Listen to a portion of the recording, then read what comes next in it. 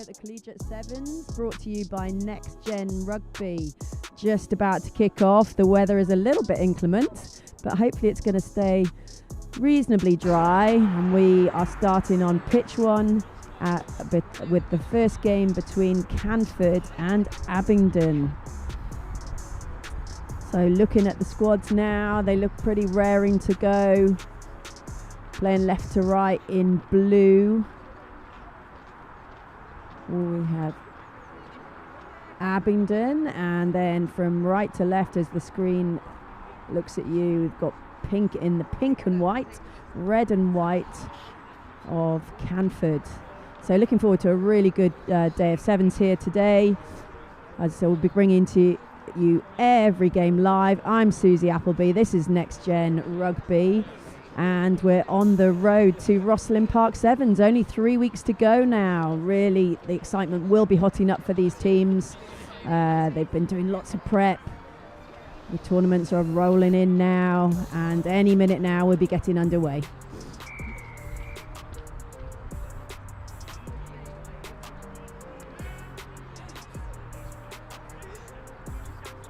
Ref just miking up here, down in front of this of the tent here. Boys are ready, they've been doing their preps. Pitch is looking pretty good actually, considering all the rain that's been coming down in Bristol recently.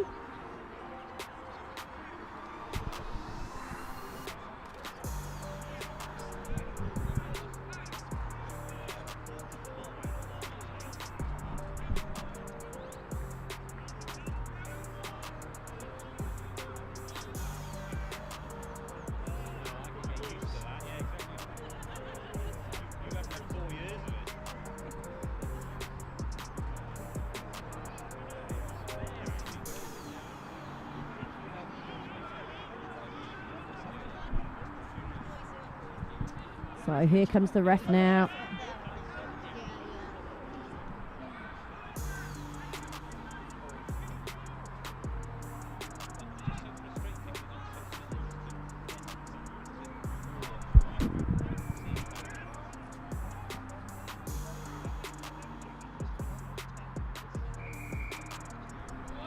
So toss-ups are done. Looks like Abingdon will be receiving, Canford to kick off.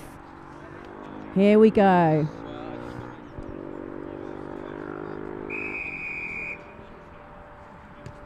Lovely long restart from Abingdon.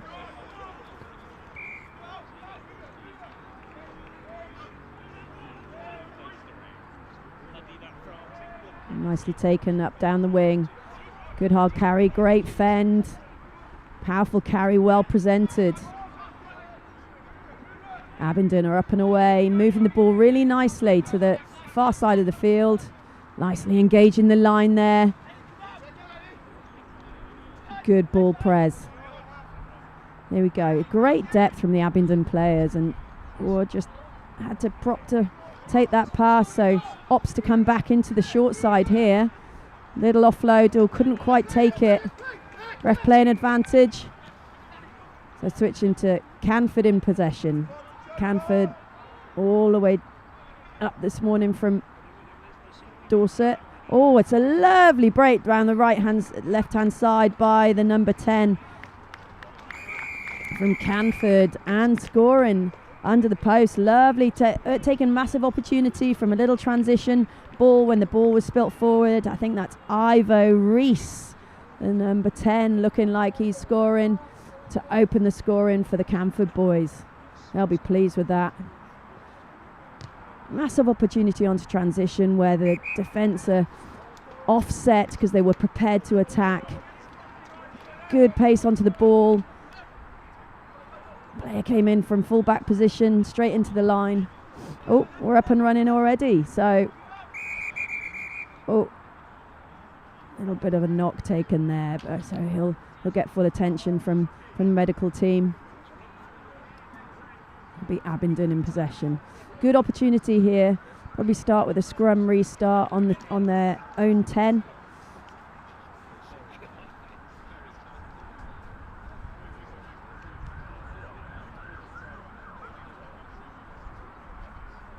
So this sevens comes thick and fast. Although they're only a minute in, there's already a score on the scoreboard. And that's the excitement, that possession changes hands so quickly, and it's what you do with that opportunity.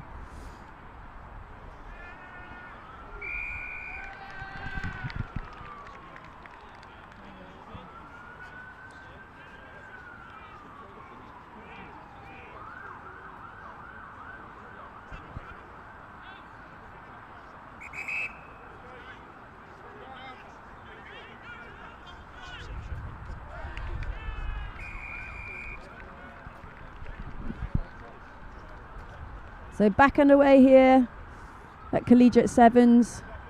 Good to see the player up and walking himself off the field. So nothing too serious. Abingdon feed.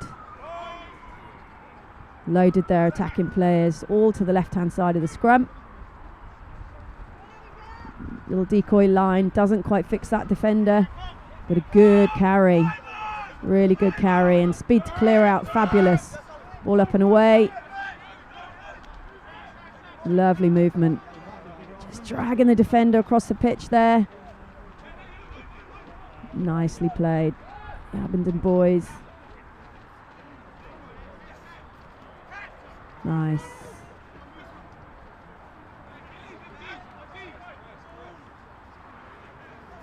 Lovely little offload off the floor by the number 10. Moving the ball nicely now, engaging the line. Taking an opportunity, lovely fend, good strength out in that far channel. Good decision just to take the contact, set that point of contact. Good carry and great finish.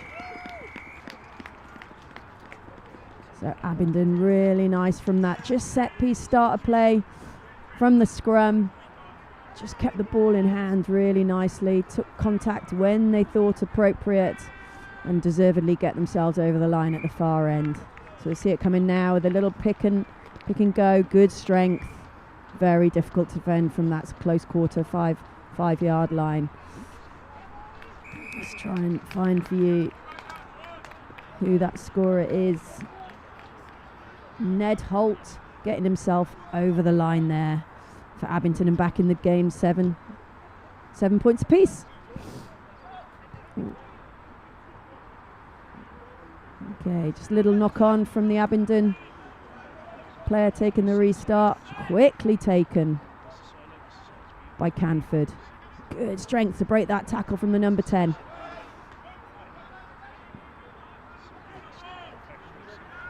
Good movement. Again, just getting in between those two defenders to interest both inside and outside defender.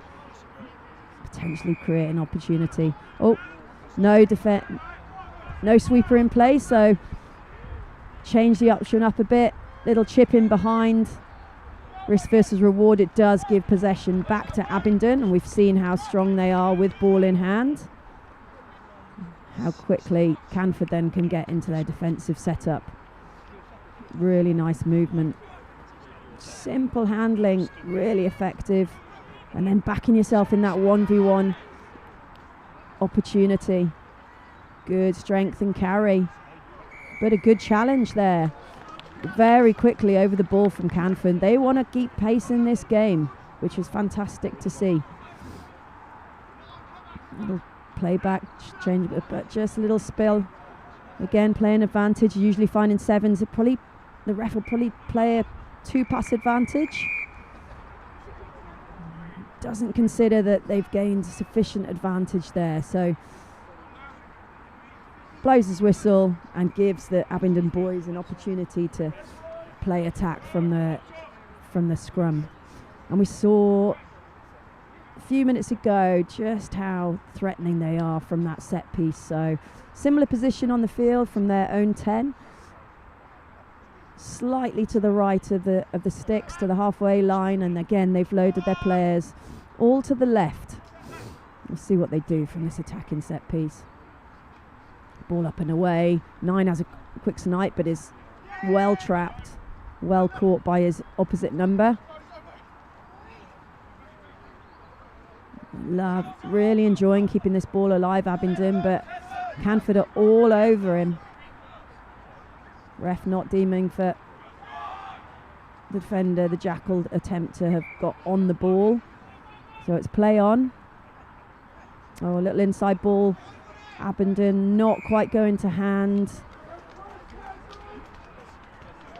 And that little mistake allows Canford to gain possession and probably 20 metres up the field. So that's a good defensive set for Canford.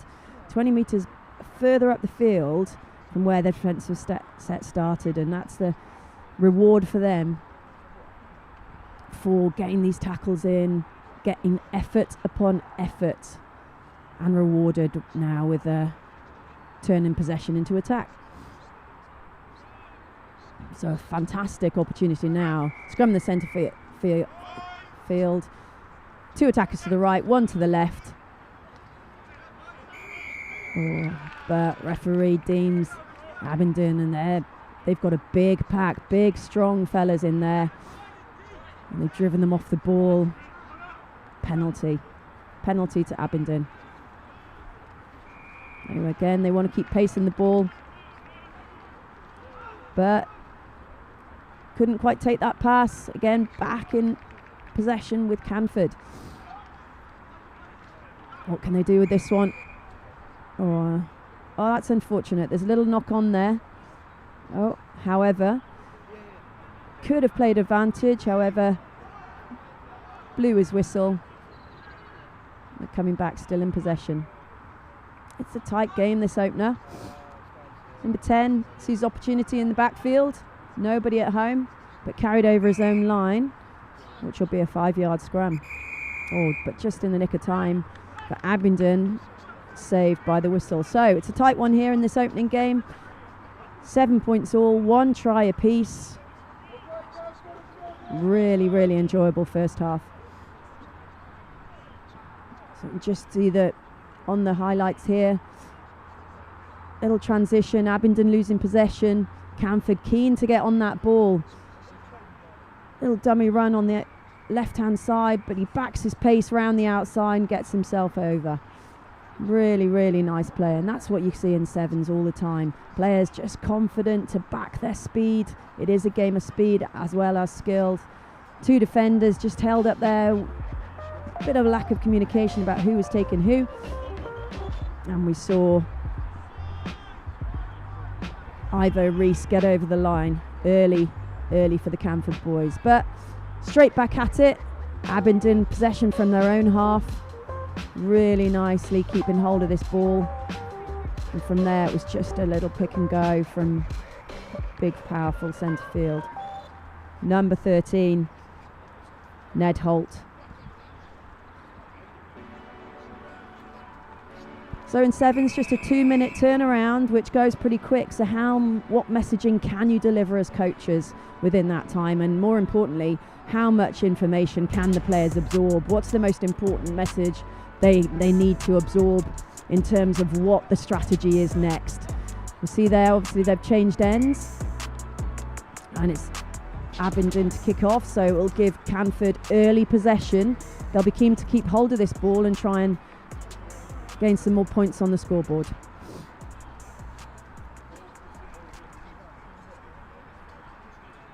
So again, from this restart, we'll see they've split the field, 3 either side of the kicker.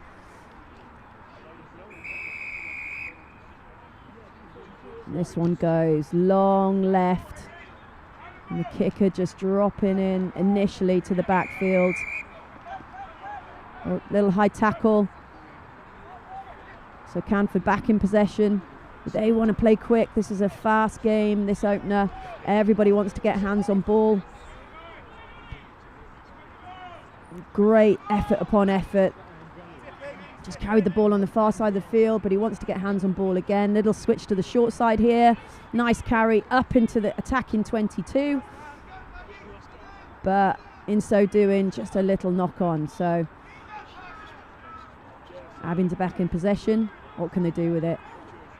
Defence coming high and benefiting from that risk versus reward. You get up in the passing lane and deservedly getting possession into their hands and going over for the score. So that defensive system that we're working, pushing up high, forcing pressure onto the pass, and that ball in airtime just allows Abingdon, Canford there to take possession and push themselves one score in front. Lovely little score there. We'll see it one more time here. Just reaching out, getting hands on ball.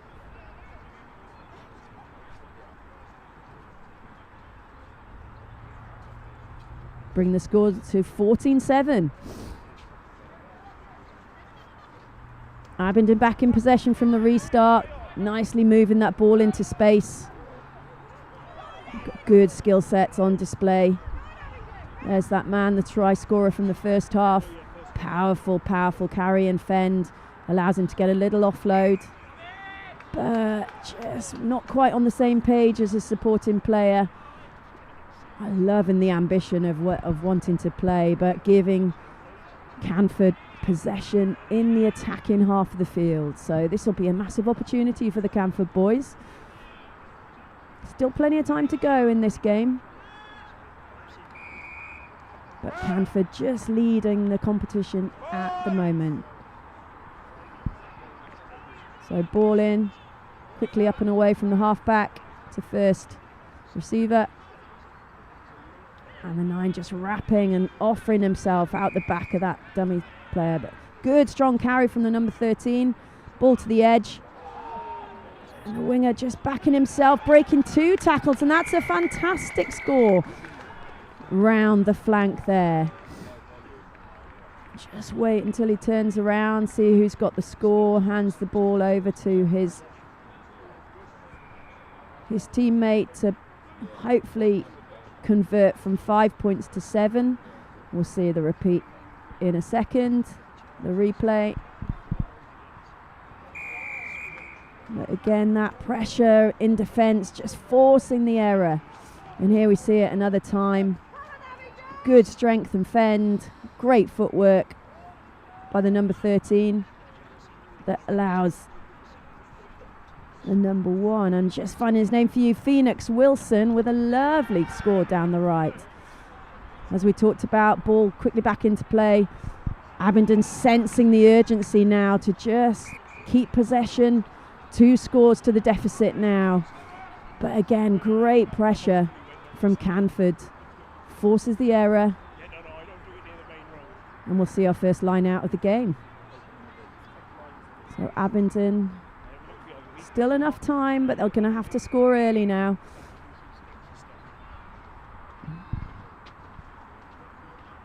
Ball in, nicely away. They'll need to keep possession now. They'll understand the importance of that. The play back down the short side, seeing an opportunity for an over chase. Good carry back into the heart of the defence, and nice movement.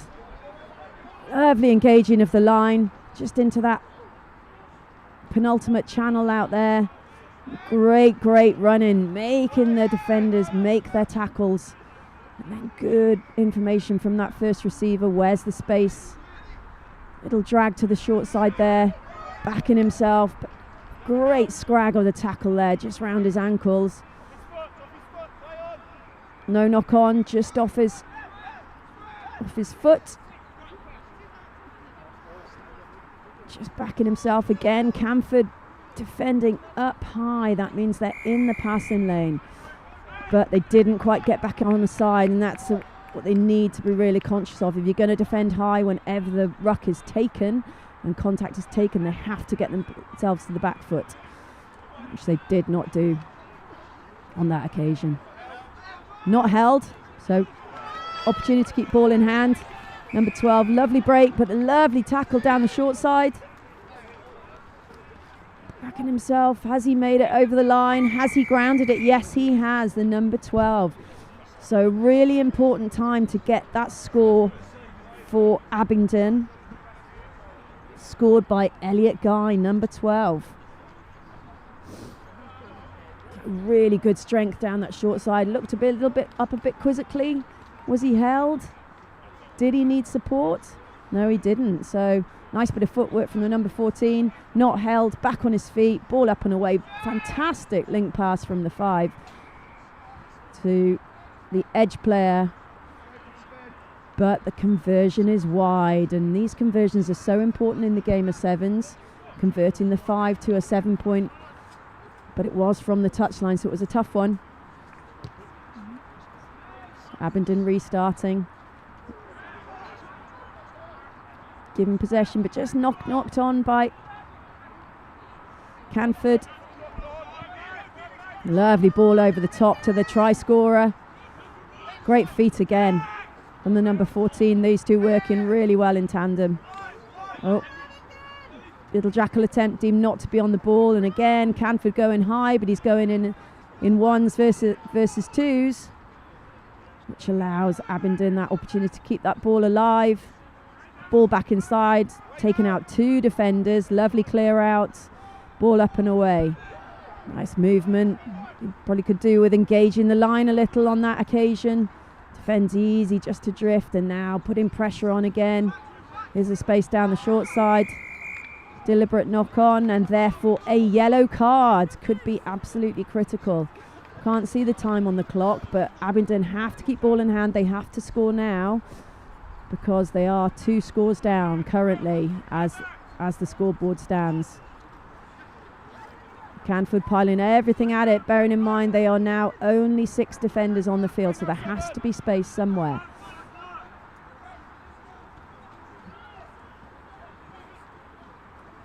Lovely carry forward again from that powerful try scorer, and he's going for the sticks this time, which is last ditch tap tackle. Fabulous effort from the number 1 there. So he was scoring tries, he's now making really critical tackles, and the ref blows the whistle, and that's a win for Canford, 21 points to 12. Just in those dying moments, Canford really taking opportunities, keeping possession, which is all important in the game of sevens, and getting themselves over the line in terms of the scoreboard. Final score, Canford 21, Abingdon 12. Just in a couple of the highlights here. A fabulous, very competitive opening game. See the first one, Canford just taking the opportunity round the outside, backing himself, getting in for an early score, which was converted to take the point to 7-0. And in return we had Abingdon again backing themselves around the outside. Really important to make those first up tackles in sevens, or you leave your team in a difficult position, 1 defender down. Just a little attempt at a counter up here, which then, that's again that decision making around sevens. All the highlights coming thick and fast here. No time to talk you through. So here we see Abingdon again with that defensive pressure from Canford, paying off that time to get themselves over the line and take themselves into the lead. And this one here was from a set piece, from a lovely scrum play. Good strength and footwork from the number 13. Off to his mate on the edge, getting themselves over for that all-important 3 scores and giving themselves daylight. Abingdon came back into the game, but it was a little bit too little too late. It's a lovely score here down the right flank. Lovely hands. And that pace down the edge. Good strength, breaking the tackle all the way through. As I said, too little too late. Ended up with the scoreline in the favour of Canford. 21 to 12. So really enjoyable opening game. Looking at the next game coming up. These games are going to come thick and fast here at the Collegiate Sevens in Bristol. We have Dean Close against KES Bath. I think that's King Edward's. Just going to try and get confirmation for you.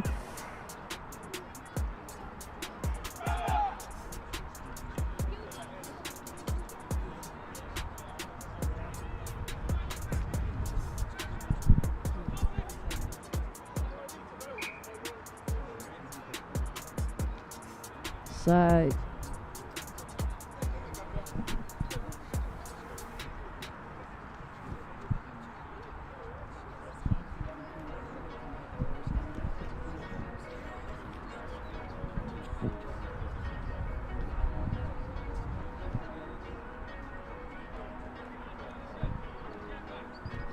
Yeah, and just had confirmation from one of the parents, presumably.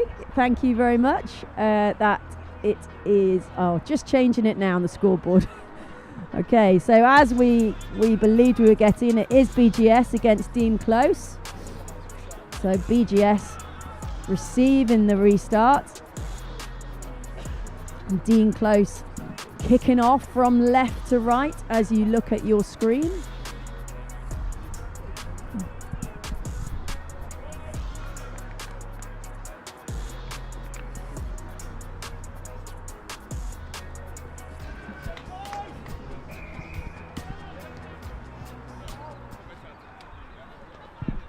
So the restart, this game underway.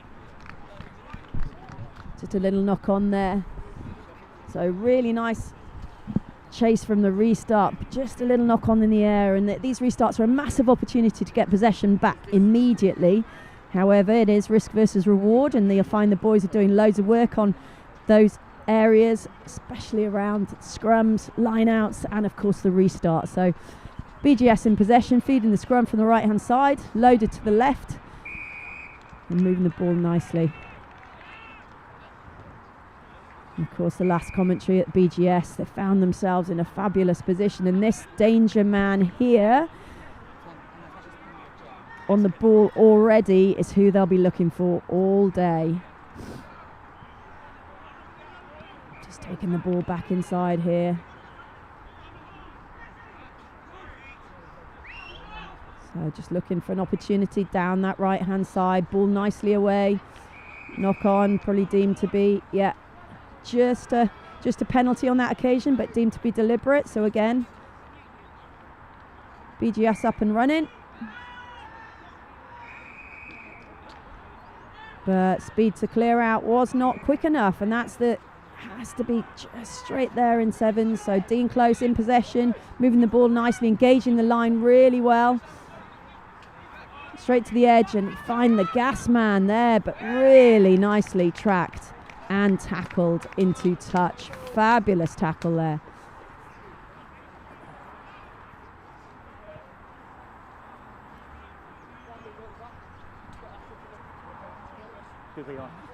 And of course the touchline is your friend.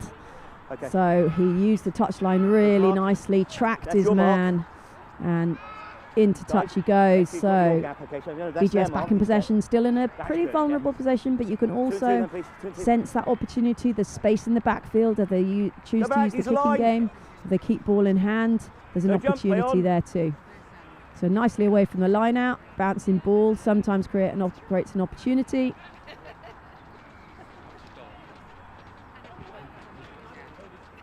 Timing is good. Nicely breaking the tackle. And the presentation, all important. And deemed not to be quick enough to the clear out. So again, Dean Close getting that jackler over the ball and gaining themselves back possession. Fabulous work on the floor.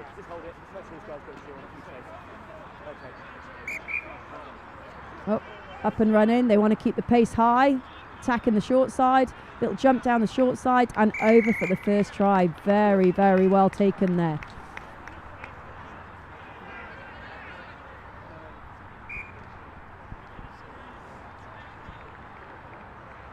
So first score for Dean Close, taking advantage of that jackal opportunity, quickly tapped, played away, straight down the short side, over for a 5-point score.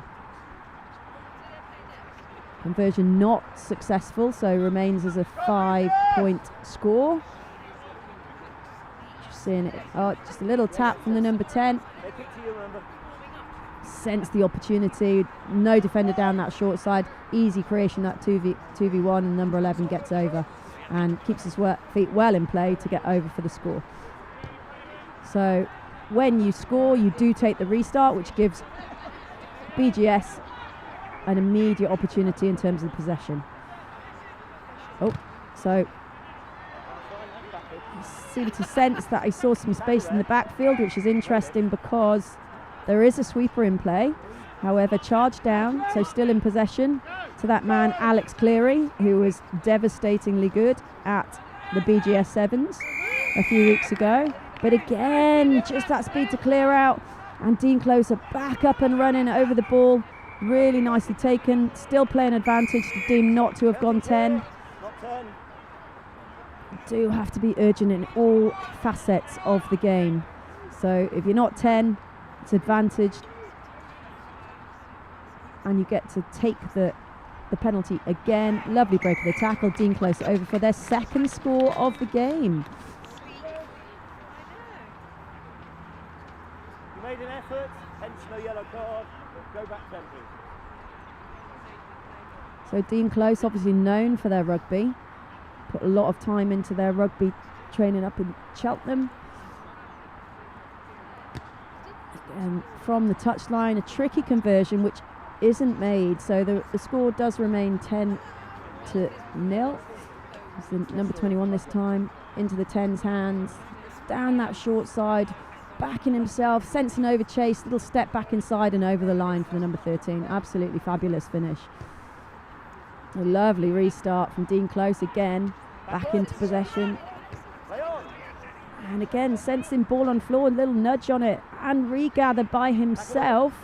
Lovely present, but support not quite quick enough. So BGS in possession at the moment, but behind their own try line. So important for him to work his way off that try line. So a little knock on within that melee. And the ref deems that it is a BGS ball. But lovely restarts being put up by Dean Close here, which, as I mentioned, is a huge opportunity to try and regain possession. Every time the ball is reintroduced back into play after a score. And following up on that restart really well. But BGS in possession, sensing space in the backfield, which is there currently. Kick in behind, and then it's how good is the press and how good is the connection. So Dean Close back in possession, number 11 on the ball, strong running, now sensing some space in a different area of the field. Ball moved over to the left hand side. Oh, but just a little knock on, so there was definitely a 2v1 opportunity down that short side. However, little knock on gives BGS back possession. Loving that opportunity and that sense of where is the space. I'm going to carry the ball as far as I can and present an offside line with you by using a ruck, and then good communication about where the space is next. So BGS back in possession. It's now last play. Still in the first half. Dean Close leading 10-0 into that man Alex Cleary's hands. And he certainly knows how to find space with his feet and has huge pace to burn, but unfortunately just can't keep a hold of this one. Lost forward in the tackle. So possession back into Dean Close's hands, but the ref is calling the time on the first half. The score is Dean Close 10, Bristol Grammar School 0.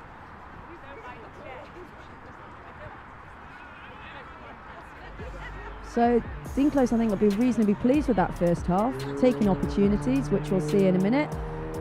And those opportunities were created by Jackal. Good defensive decisions to get hands over the ball legally, enable themselves a penalty, and we can see just executing a 2v1 here.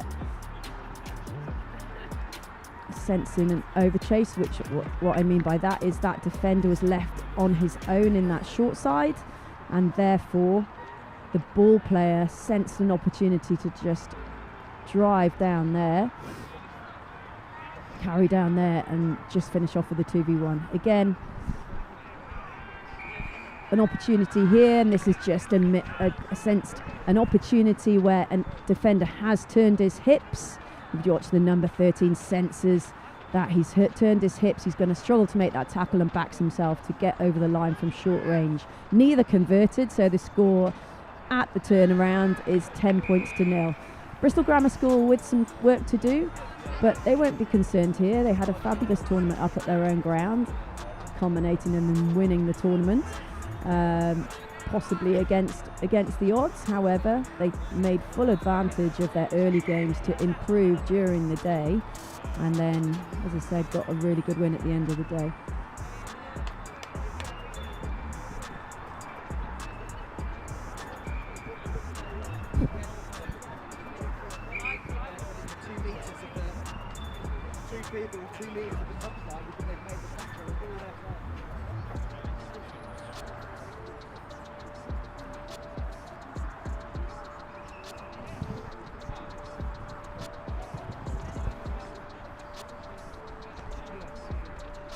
So here we are, turning around into the second half here. We've got Dean Close leading 10 points to 0, again over the Bristol Grammar School.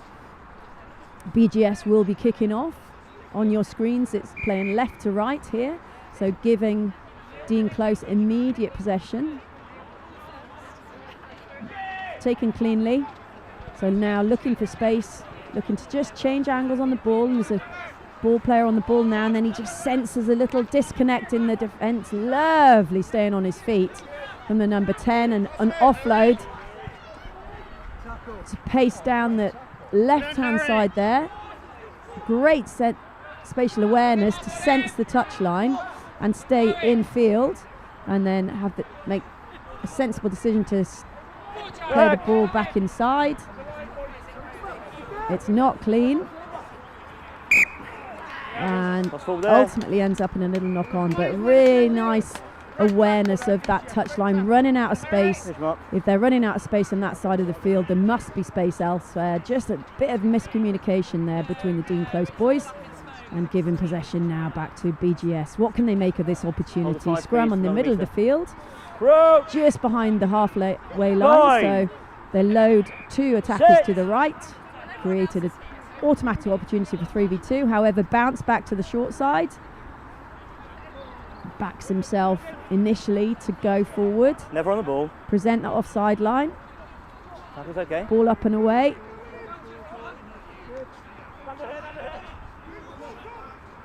Just keeping that ball alive.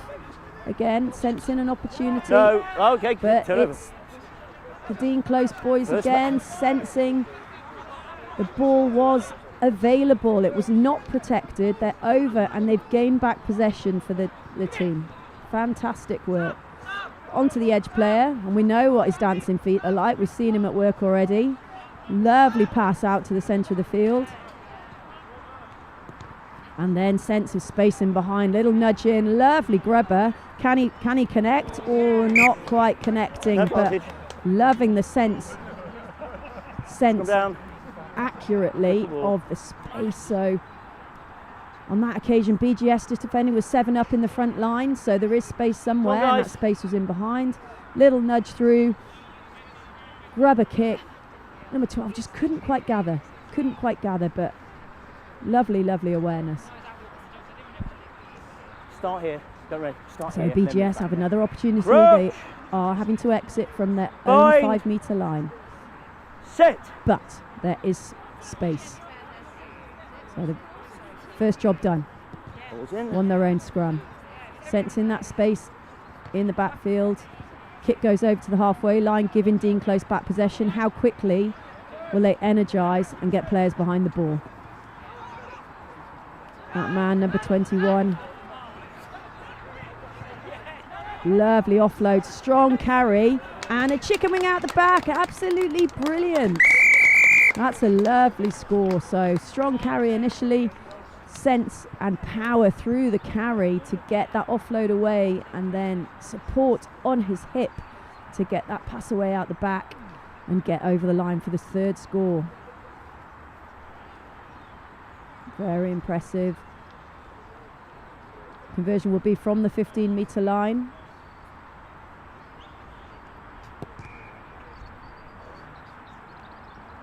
Not converted, so 15-0 is the score, but BGS will be sensing some urgency to get up the other end of the field and get a score. We see it now. Lovely strength in the carry is brought to hand, but the number 9 just on his shoulder, and lovely little offload out the back, and lovely tight support from the 12. So we're underway again. BGS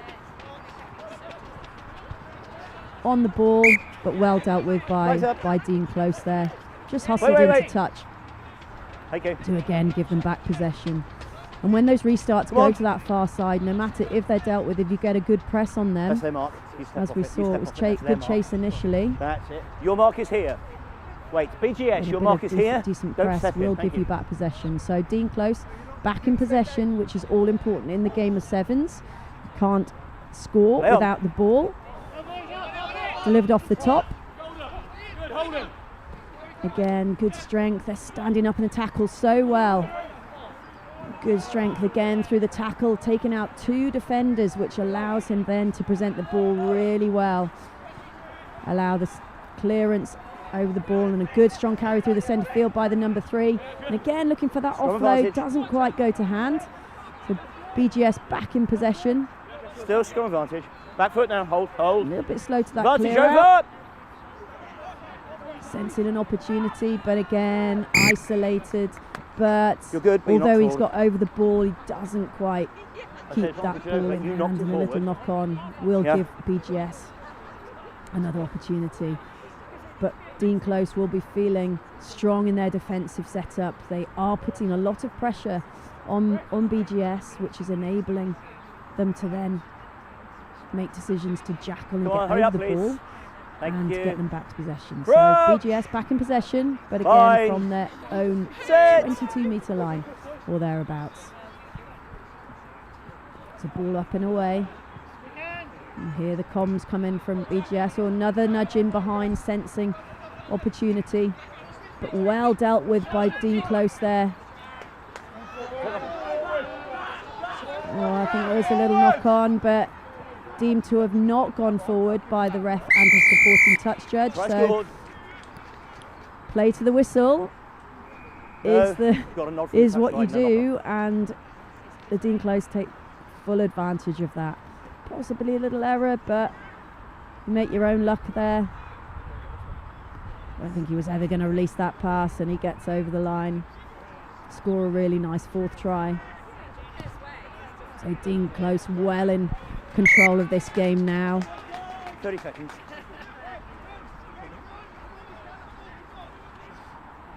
Taking themselves 22-0 up. Couple minutes to go in this Stand by game. with me. Can BGS get themselves on the scoreboard in these closing few minutes? Again, a lovely restart. High in the air from Dean Close. No advantage. Teammates soaring in the air, but just can't quite keep possession. The height they're getting on these restarts is really, really impressive. Puts pressure on the catcher. In this game, it's BGS, and obviously gives an opportunity to get ball back immediately. And if you can starve the opposition of possession, it makes it a very, very easy game to score points in. Got to come this side. Can't be there. Crouch. So, bind. Last couple of minutes. Sit. BGS in possession. Straight out. Not hooked. And if it's not hooked, I've got to reset that one. Has to come in again. Interesting feeding from this side of the scrum, which, unless his hooker is left-footed, which it looks like he is, hence maybe why he has fed it. Oh, backing himself, the half-back there, nudging it over. But again, they're in numbers, Dean Close. They do not want to be scored against. Oh, BGS back in possession. Can they get themselves on the scoreboard? All up and away. Playing back to the short side. Great pickup.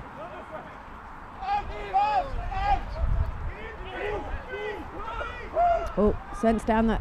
Penalty advantage. Down the short side. Good strength, good carry. Nice offload. Held up over the line, but I presume coming back Yellow card for you. Tackle off the floor. The infringement. So a penalty to BGS and a yellow card. Repeated infringement there. Line, please. So BGS back in possession.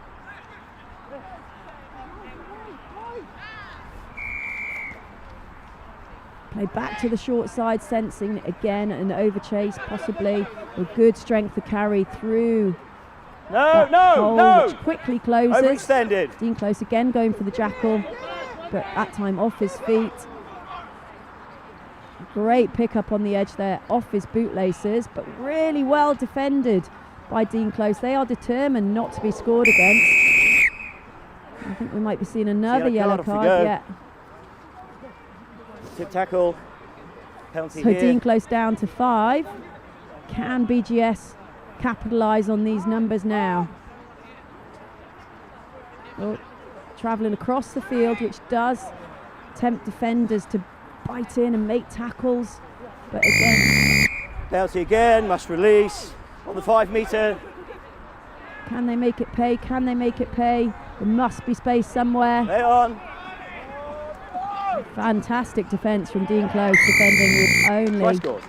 That will be game after. 5. However, they do make it count, and BGS get themselves over the line. The all-important score, but too little too late.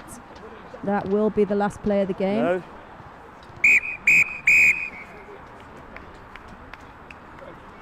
Very impressive result from Dean Close there, coming out on top.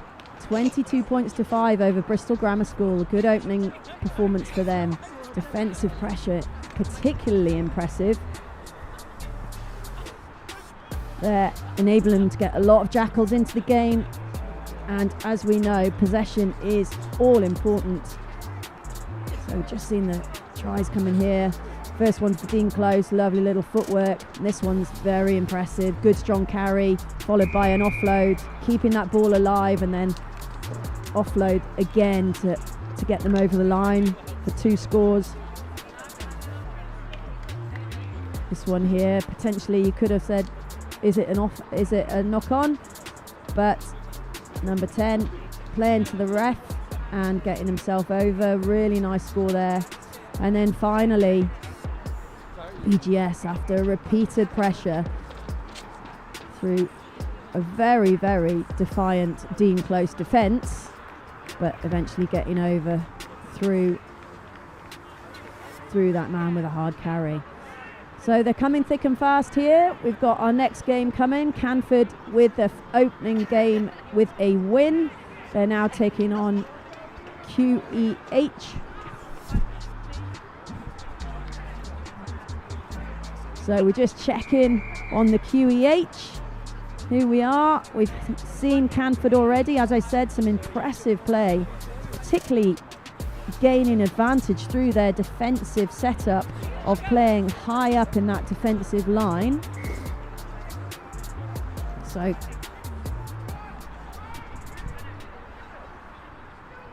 Canford in the blue, who will be receiving the restart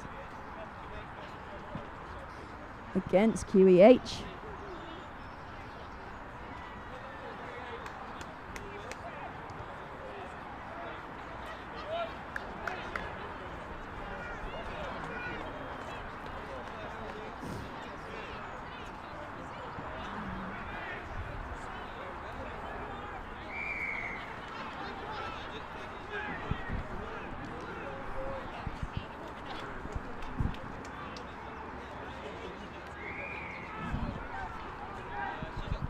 So QEH kicking off in the yellow and blue. First time we've seen them on pitch 1 today. Receiving in the blue, all blue, is Canford, who, as I touched on, have been very impressive in their opening game, getting a good win. So restart to the right. Attempted to get the ball back, but Canford in possession. Good strong carry by the number 12, looking to get his hands free and get over the ball.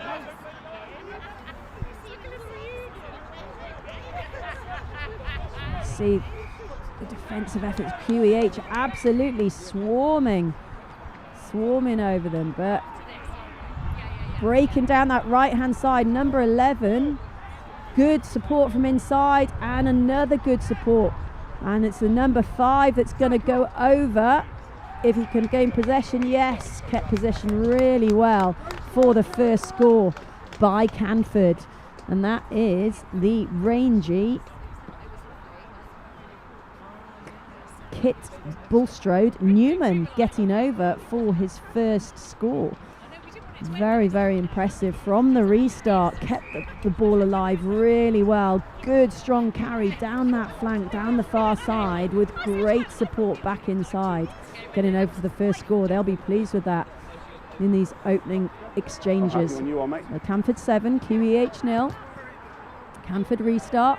QEH back in possession. What can they make of it? Under pressure from Canford. QEH back in possession. Too high, too high. High tackle from Canford. So QEH keen to keep the pace up.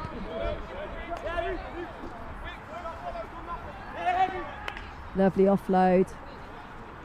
Moving the ball well. Good depth on that support line. No! Ball up. Again, Canford defending high. Tempting them to give themselves a jackal opportunity. Through the middle, play on. But QEH still in possession. Good footwork. Can he get connected with the ball? Yes, fabulous ball up and away from the floor onto the inside. Canford now scrambling indeed. Lovely movement of that ball. Great hands.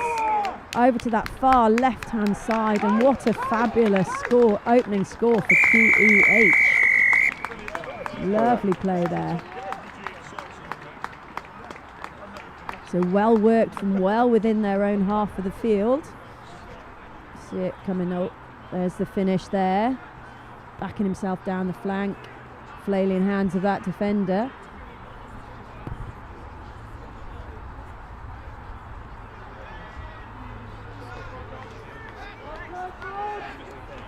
And here we go. Lovely little offload and connection with the hands. Good awareness to move ball to the edge, and good score for Queen Elizabeth Hospital. Conversion not good, so 7.5. Lovely regaining of the restart there. Great aerial skills on display, and enables them to just move that ball into space sensibly, not reaching for the pass and risking the knock on, just controlling with his foot. Ball away, attempted tackle from Canford. But they're just confident to free their arms, get them free. However, to nobody on that occasion, and that player was just in an offside position. And Canford, with their defensive hustle, have got themselves back in possession. There's your mark. All important. Gents, take another step. So Canford on the ball. Queen Elizabeth Hospital pressing high, forcing the error. Referee playing advantage, no advantage coming. So we'll go to the restart of the scrum. QEH ball. That's good defensive effort from QEH. There's your mark, gents.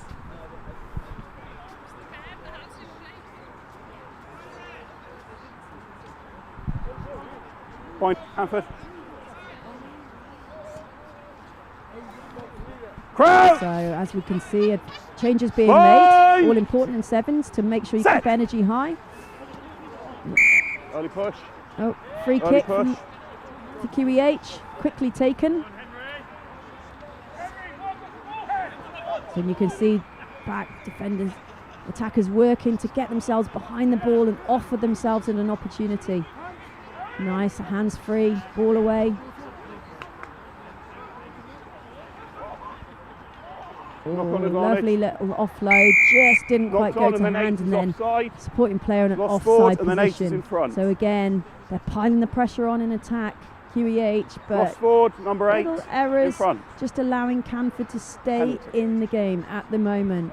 Just a reminder, the score currently is Canford 7, QEH 5, so it's a tight one here. Sense the space in behind. QEH defending up high. Just can't quite get hands on the ball. Boys, it's been touched. Love that. QEH sensing an opportunity, wanted to play quickly, wanted to take a quick one, but referee you take not the line, happy yeah, with you that. take So the line come as back your for mark. the line out. We've just seen the cavalry coming on for Canford. Boys, just wait for the 5 subs, subs please. at once, so they should have a lot of energy. but they need to get possession back. Play on. So just got back, half back, feeds and gets back. Knock on advantage. Lovely carry, but just a good tackle there. And that's a lovely Away tackle now, there. roll away. Brilliant. Got to be quicker. Got to be quicker, Tackle not rolling away. Quickly taken. Advantage, high. And playing Release the ball, advantage go back there to for his the high feet. tackle. You see that man, The ball's available. Ivo Reese, so influential on the game. If he's not Advantage over for the high tackle. carrying the ball, he's making things happen. Good carry down that right-hand side. Good evasion of the tackle. And it's Ethan Gallagher getting over the line for the second score for Canford. Well worked. Ivo Reese very involved in everything that happens for Canford, and deservedly getting themselves a second score. Half time. Not converted, so at the break, at the half, it's Canford 12, QEH 5. Again, a tight game. Had some really tight games, some really good games thus far here at Collegiate Sevens. Brought to you every game live by Next Gen Rugby. First score coming up here. Lovely break down the right hand side. Really nice support on the inside and getting over for a well worked first try, taking them into the lead. QEH getting hands on ball, really connecting, getting hands free, breaking tackles, and then running one in for themselves to take the score to 7-5. But Canford have been so strong,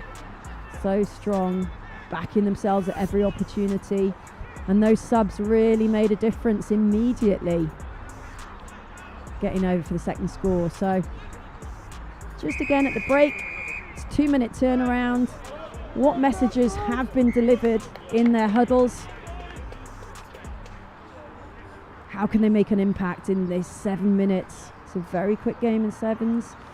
7 minutes to make an impact. You can turn scores around very, very quickly. And we've seen these restarts from Canford have been very impressive. They go very high. They back themselves to regain the restart. They've loaded their players all the way to the right. But that one has got height, but hasn't gone the 10, which means that QEH will have possession on the halfway line, and it's a free kick. On the 10 metres. They'll want to keep ball in hand. So Canford again defending high, and they're defended as a 7, so there is space in behind if QEH chose to use it, but they're keeping ball in hand at the moment. Again, Canford going for that up Away high, now, two, out no, in no, defence. two. Good feet from QEH, dancing around, keeping the ball alive. Canford sensing an opportunity, nice big shot coming in. But QEH maintaining possession well. Knock on advantage. Just forcing the offload there, which means Canford are back in possession, and we know how lethal they can be. Knock on advantage so over! Means the defence has turned into attack. How quickly can you identify space and go and attack it? How quickly can QEH get themselves into defensive? Tackle's good.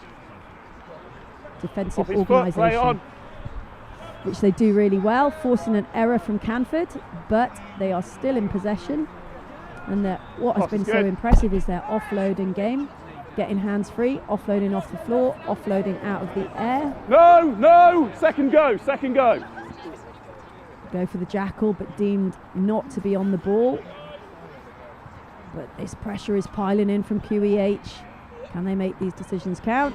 And at last, sensing that space in behind. Oh, he doesn't quite get the bounce. So QEH will have a broken field to attack, but it just can't quite keep control. Second but they have got possession back. QEH ball. Give them an opportunity from a centre field scrum. Huge opportunity. 6 players out of the game at scrum time.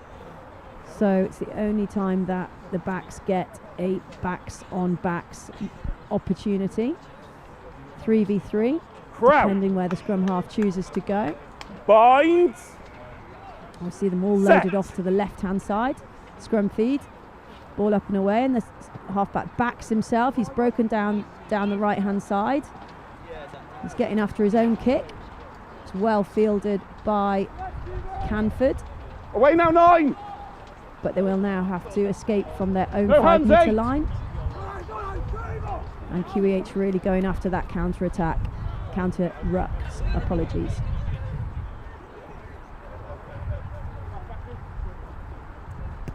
So again, Touch, all sensing onside. QEH defending all up in that defensive line. Put a little kick in. But it is very well taken by the QEH.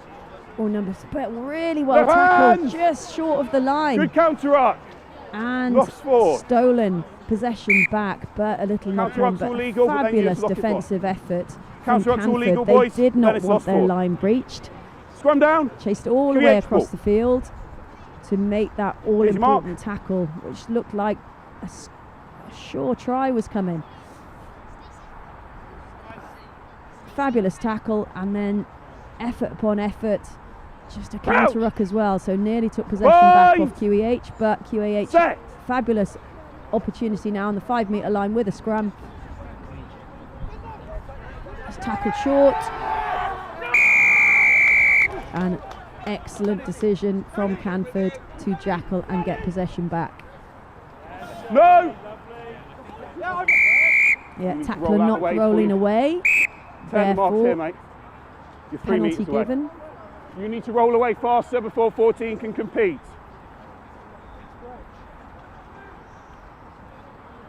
Opting this time to go for the touch. So from a penalty, if they kick into touch, they will get to put into their own line out. And that's pretty sensible. They are a score up.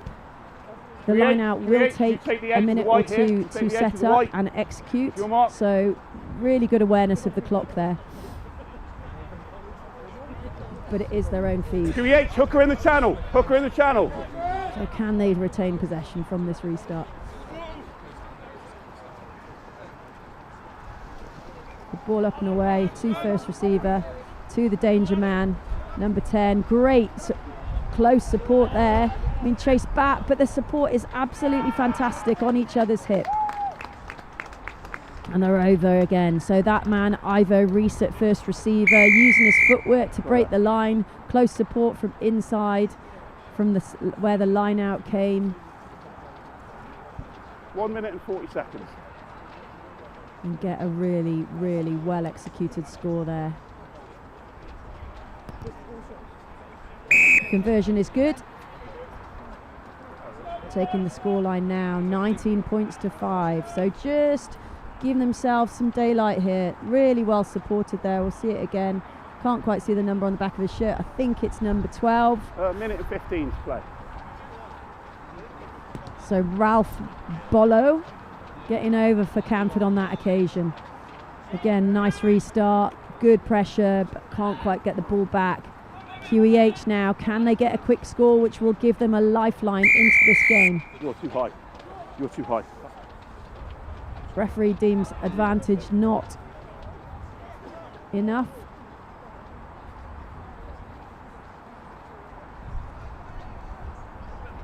So again, QEH attacking that short side, looking for that backwards, offload all back backwards. inside.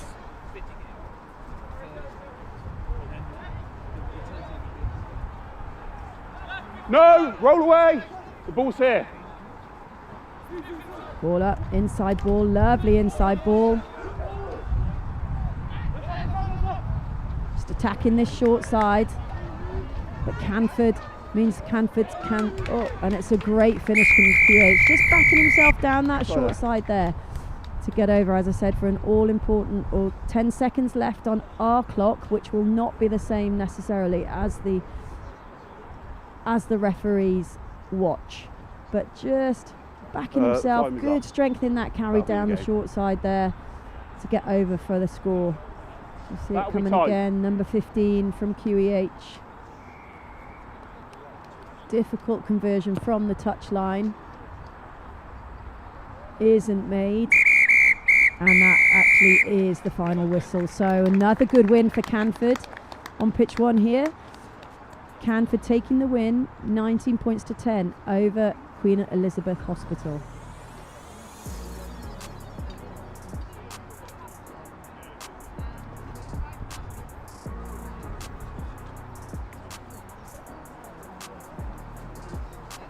See the tries coming again now.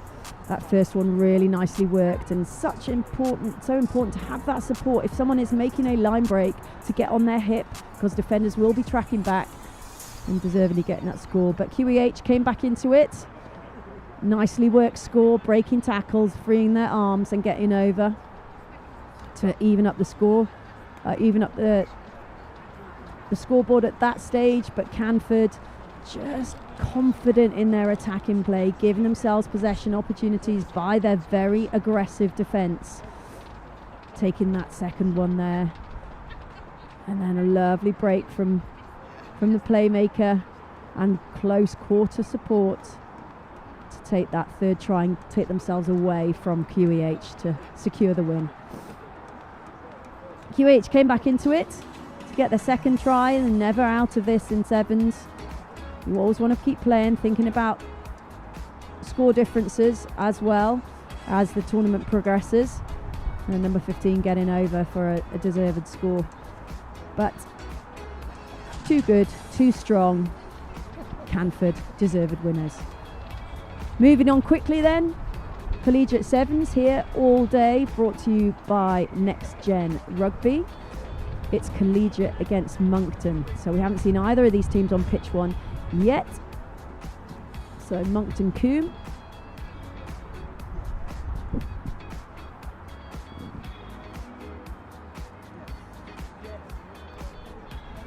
So Collegiate in the yellow and blue, and Monkton in the red. So Monkton taking the right hand side of the field as you are looking at it.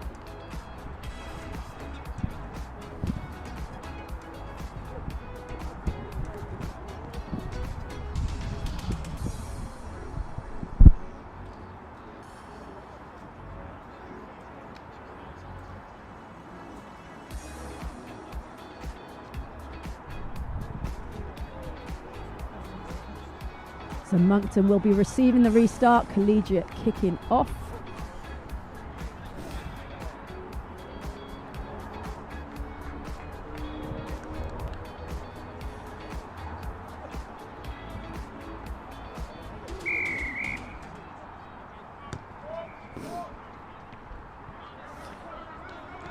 And that restart just dribbles into touch. Here's Mark. So giving possession now immediately to Monkton. So we're going to see a line out pretty early, and we don't get that many line outs in sevens. Please. So an opportunity to see the drills that the boys have been putting into place, no doubt, this week ahead of coming here to Bristol. Play on. So half back feeding into the line out and getting the ball back.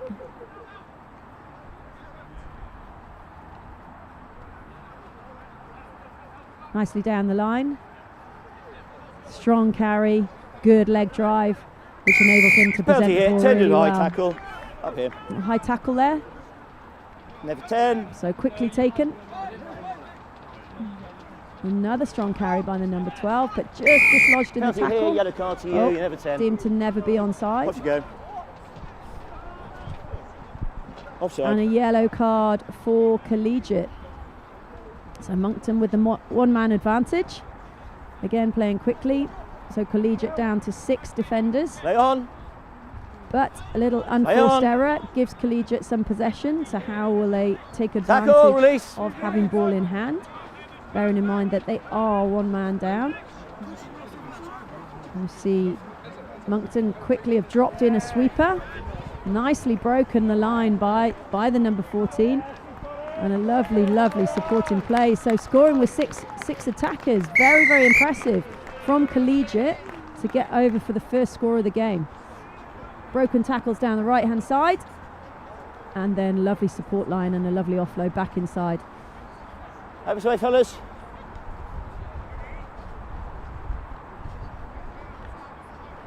So conversion reasonably close, but not made.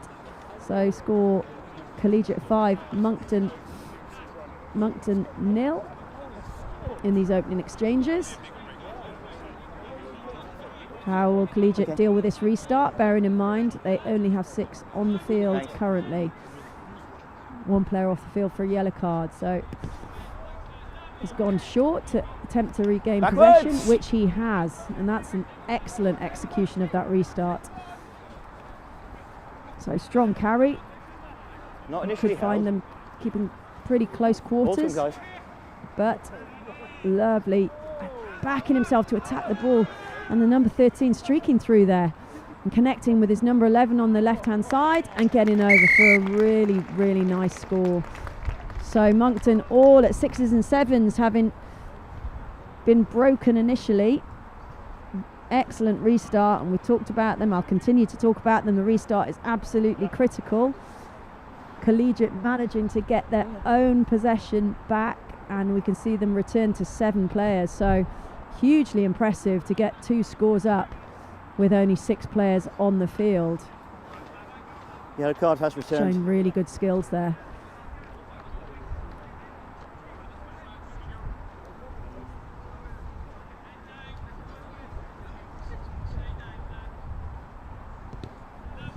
So Collegiate to restart again. Monkton with rare bit of possession in this opening half. Keeping hold of the ball well. Moving it to the left. Sensing an opportunity to have a hard carry himself. And a good present. Entry. Tackler not rolling away. Therefore advantage to Monkton. Again, ball in hand. Can they sense some space and get the ball there? Nice opportunity through 2 defenders. But again, support back not you go, quickly enough back you go, go! to the breakdown. So Collegiate sensing an opportunity here. Good carry by the number 14. Lovely little switch in play, but just a little knock on. No, it's gone Couldn't forward quite first. connect with his inside. He was dragging the defender across the field, looking for the little switch back, which he found, but they couldn't quite connect with the pass, giving possession back to Monkton. Scrum, please. So an opportunity for Monkton here from the left-hand scrum, side. guys. Hookers, stay bound, please. So you'll find a defensive setup for Collegiate. They'll make a decision as those 3 backs that are out in the field. Do they defend together up high? Set. Do they drop one off a little, but they're up high? So there is space, Hold on. which Monkton have just exposed in the backfield. Oh, nearly connected with his own kick. Couldn't quite. So ball changing possession. That's the advantage. Here. But Monkton Number 10, dangerous. have made their own luck through chase, really good chase, and now good support line. And lovely offload. So a couple of offloads there, one to the number 20 and one to the number 23, who's just number charged 10, don't over lift the leg, line. please, and go across. Okay. Really impressive. Don't roll the player across. It's equivalent of a croc roll. Monty, great tricks. And he is really showing great tricks today. Nope. And his fun fact is he has a really cool name, which I totally agree with, Monty. You have got a really cool name. Monty, great tricks, getting over the line for Monkton's first score. So 2 tries to 1. Collegiate leading this encounter 10 points to 5, but Monkton have just got themselves back in the game. Okay, play. Here we go with the restart. Free kick. Absolute killer there. So just got yourselves back in the game, but you give possession back to Collegiate, who are full of running, full of beans. That number 7 just caught, but a little knock on there. A little error gives Monkton back possession. So little, again, pass, but they're knocked on. Little lifeline after just not executing the restart, but now another opportunity. Scrum in the centre of the field. We saw the damage that they did from the scrum in their own 22, with him and move but back. that was with a kick and a kick chase. So what will they do on this occasion? So good strong scrum.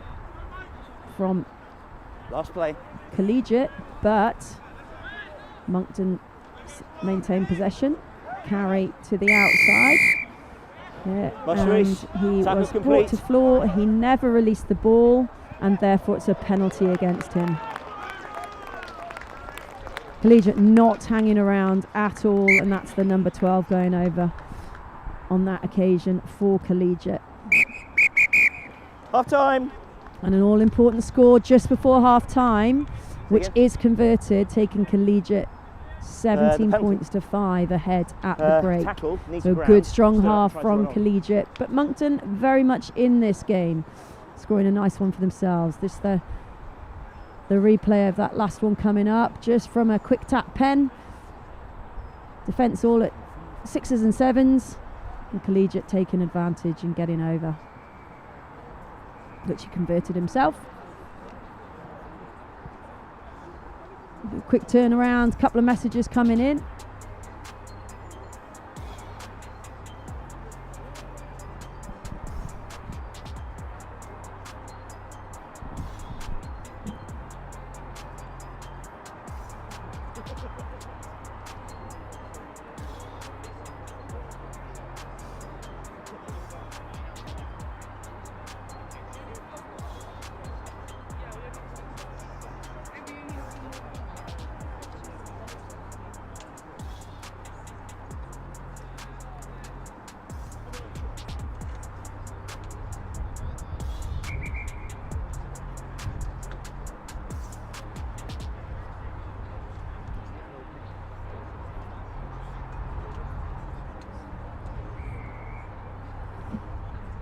So here we go with the second half here at Collegiate Sevens in Bristol, brought to you by Next Gen Rugby. The score in this one is Collegiate 17, Monkton 5. Monkton will be kicking off in this second half, giving Collegiate immediate opportunity in terms of possession. Oh, it's a lovely high hanging restart. Not taken by Collegiate, but picking up the pieces. Lovely carry down the middle of the field. And offload. Good strength in that carry to get his arms free. Backwards. Collegiate keeping possession really well. Monkton at 6s and 7s, all in disarray and disconnected. And it's a lovely carry by the number 15. Looked like he was pulling up a little bit as he went in for that try. It's in line with here. Yeah, he's signalling for a sub now. Maybe he's picked up a little tweak as he's gone over the try line there, but a really well taken score from his own half by the number 15 for Collegiate. Nope. Not converted, but a good assuring lead for Collegiate here, 22 points to 5. So moving the ball from side to side, 15 sees an opportunity, a disconnect in that defensive line, and just seized it and broke his way down the middle. Lovely restart. Wasn't making 10, but Monkton sensing they need to take possession. Did take possession, but just didn't have numbers to that breakdown. Just stolen away by Collegiate. Back in possession because there was a little knock on, and it's that man in possession again, number 12. Just losing his feet there. Yeah. And again, support. Shoulders below hips. Not there quick enough. Monkton survive and get themselves back possession. So yellow card, off you go. Rolling the ball away. Okay, so a little ill discipline from the number 12. Finds himself in the sin bin. Penalty here, back use the line, guys. Yeah. And we do know in this game of 7s and 15s, whatever the game, we do not want any disrespect to the ref or any mouthing off, which I think is what happened on that occasion. Penalty tackle, high. So 7v6, what can Monkton make of it?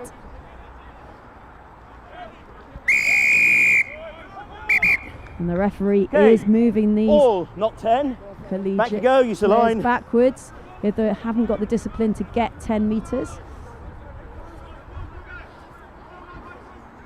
Carried by Monkton into contact. Well cleared, ball up and away. Should be space somewhere, and there is on that far left-hand side. Good carry, but well defended by Collegiate, and a great turnover. Off your feet. It's a yellow card. Stand by. Off you go. By Collegiate, and another yellow card for Collegiate. All right, time off. Time is off. Comes me. Oh. It's a yellow card. And number another. 10. So Collegiate finding themselves very Time is quickly off. down Time to is 4 off. players. So Time is discipline is off. absolutely key, and there must be a way through. There must be space for Monkton now with 7v4 players. Almost impossible stand by. to defend. If there's one would another think.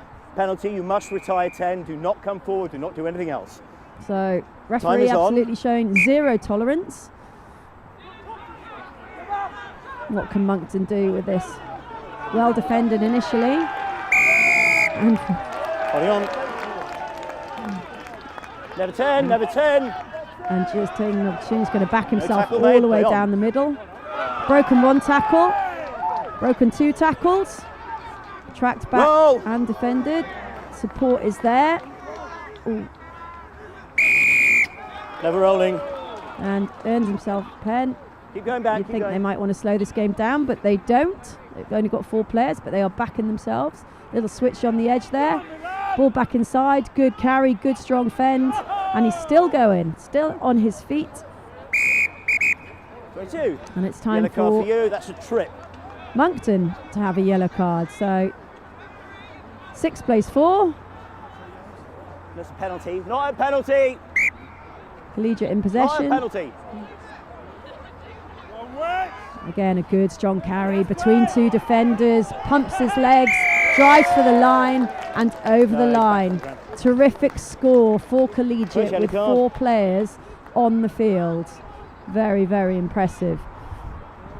And there was really only one place It's he in could line with go. me, He had fella. to go It's in line straight with me. forward because there was no space So you're to right the on the pitch. You'll edges. come over here. And he Thanks. does that indeed and goes over for a very, very good score from about 10 metres out. 10 seconds.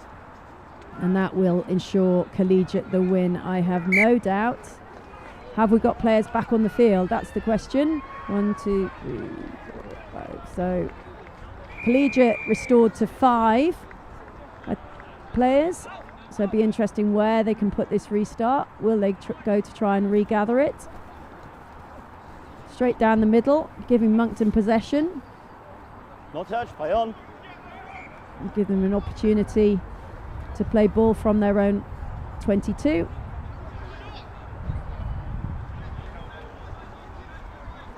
Good carry down that left-hand side. Well tackled though. No. Thank you.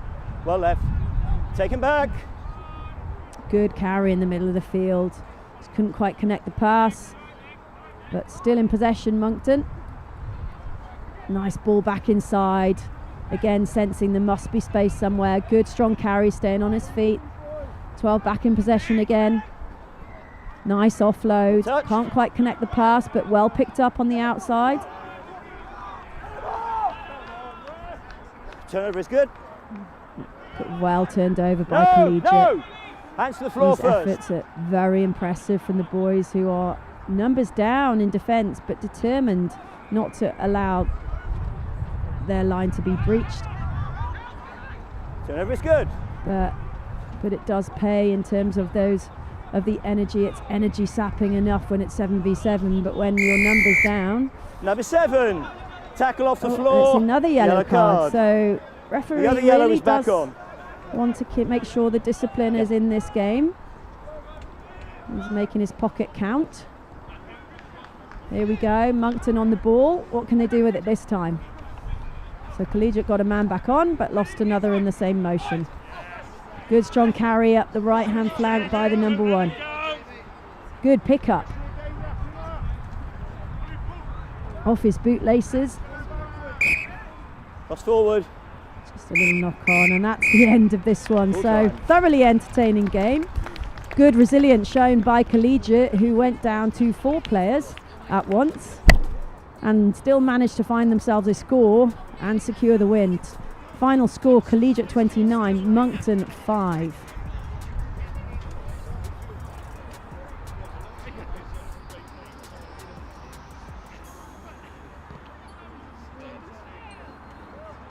We'll just see here some of the scores. Strong carrying by the number 14. Lovely offload, lovely sense of where the space was inside him from number 18 for the first score. Again, Collegiate, really strong, powerful runners here. This time the number 13, number 11. Again, little switch back inside, so sensing the disconnects in this defensive line. Really good communication, sense of awareness. Monkton got themselves back into it. Strong carry, offload by the 20, and then another lovely offload to 23, getting over for deserved score, but Collegiate too strong, came back again.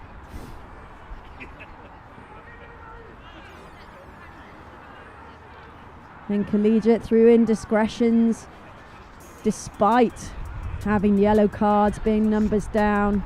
That number 15 just busting through, charging for the line, doing themselves a little tweak, looked like his hammy or something in the process, but not content to just look after the ball and look after their score.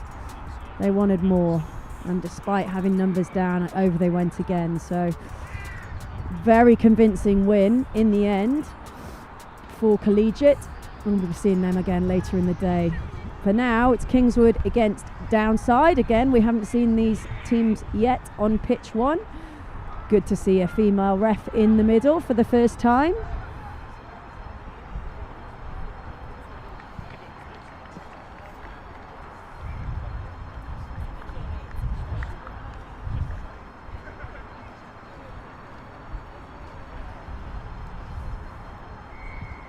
So just doing the toss now.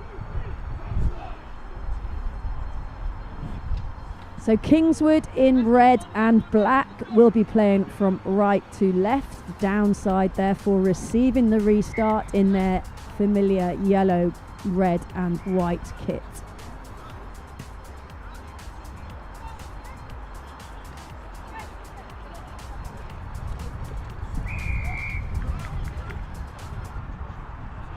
So getting us underway with a lovely high hanging restart. Backwards play on. That enables Tackle there! Release! oh, Kingswood to get back possession. Oh, sensed a bit of space down the short side. Little pick and go by the number 7.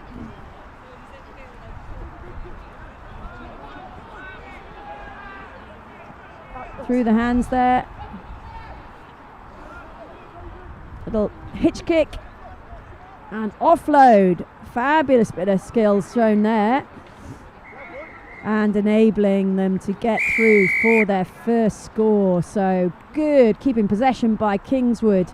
Lovely little hitch kick and offload in the air almost, getting them over for the first score. Kingswood 7, Downside 0. So we can see it come in again now.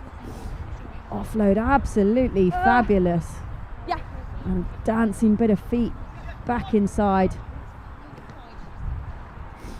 for Sam Glassick to get over for Kingswood. Bouncing into touch, so an opportunity for Downside to get their first bit of possession. Take the end of the line. Gents, defensive hooker, please. Defensive hooker, 2 and 2. So Downside line out.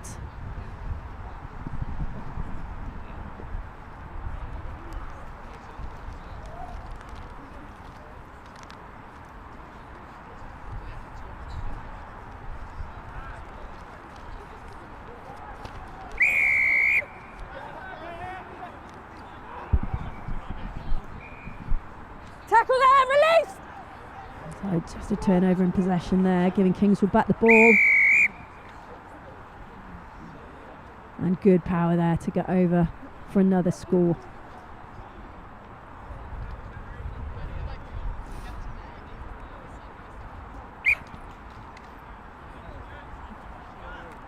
Converted from behind the sticks. So good score for Kingswood. Second one of the day for them. Taking the score to 14 points to 0. So a little short one there from Kingswood. Downside in possession, but a little knock on. Transition is good, so scorer there for Kingswood was the impressive Toby Knight. Kingswood are back in possession. First scrum of the game. A huge opportunity now and a great attacking part of the field, just over the 22. So first receiver just standing in behind the scrum so you can assess the options. Make those defenders make a decision. All is back to the right. Halfback backs himself to go himself. And the number 2 is over for his first score. Alex Burton gets over. 3 tries to 0 this one. Kingswood over downside, leading 19 points to 0.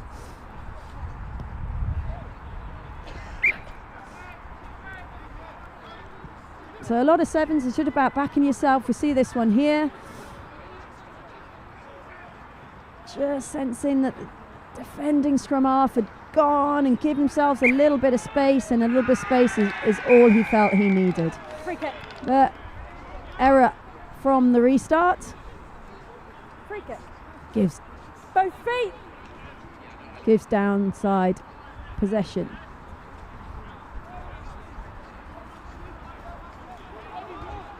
Lovely offload off the floor. Good support play, but well tracked back by Kingswood. Again, another offload off the floor. And good strength to get over the line despite the other ball appearing in front of him, which must have been a little bit off-putting. But downside, getting themselves back in the game.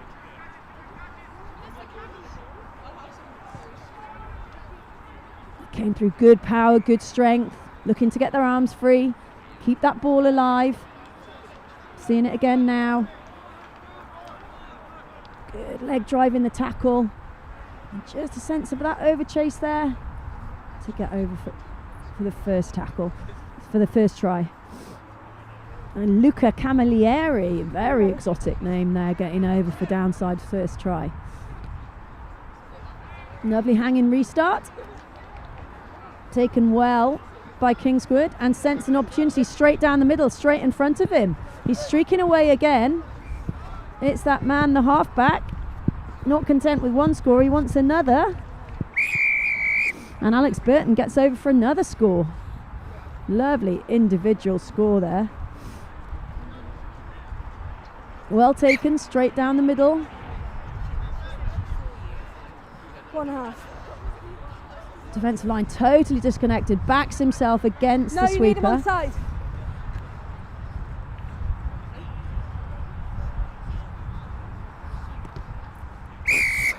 Offside. 14. So score 28 points to 5. Kingswood leading over downside.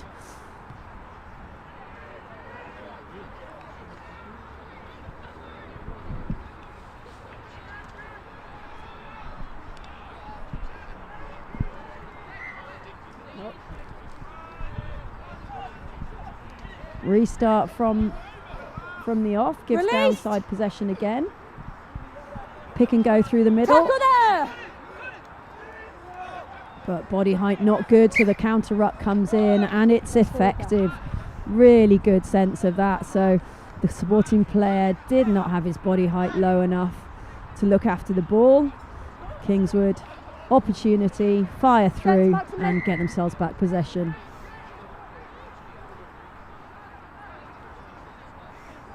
Crouch. Bind. So Kingswood feed.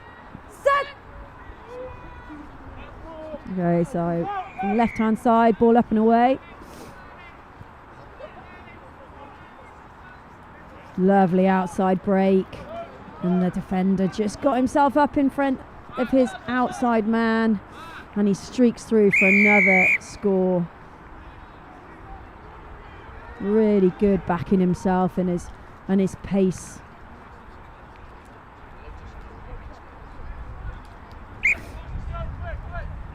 Let me see from Half-time. the scrum. Just that dog leg in that defensive setup.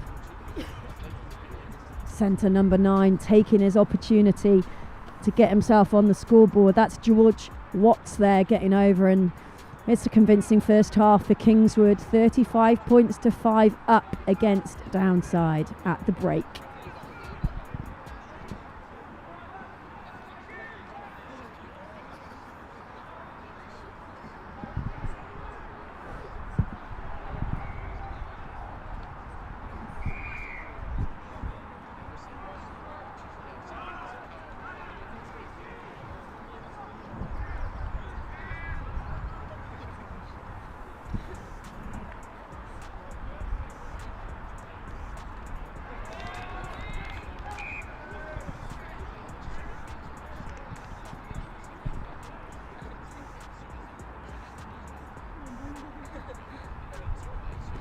Okay.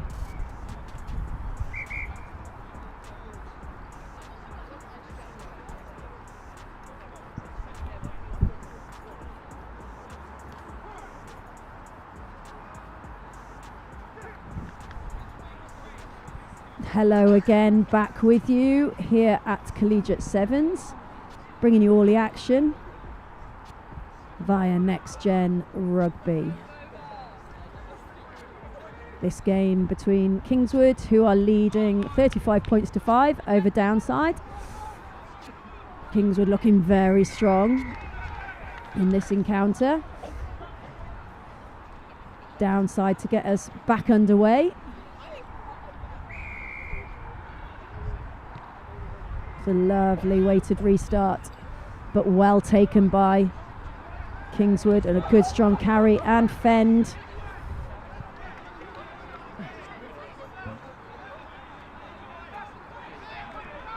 And that's Henry Gora getting over for a good individual score. And Kingswood are in a real hurry here to rack up the points.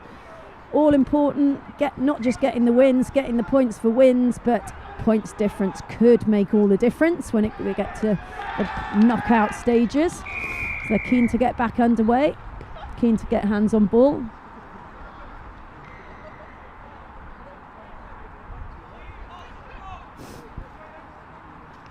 So Downside haven't had a lot of possession. That's a lovely offload, getting his hands free.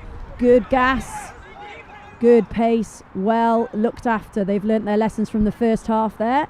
Must look after the ball. Just backing away, and sometimes in sevens you just have to step away to give yourself an opportunity to scan and see where the space is. Good hard carry through the middle. High tackle, penalty again to Downside. 2.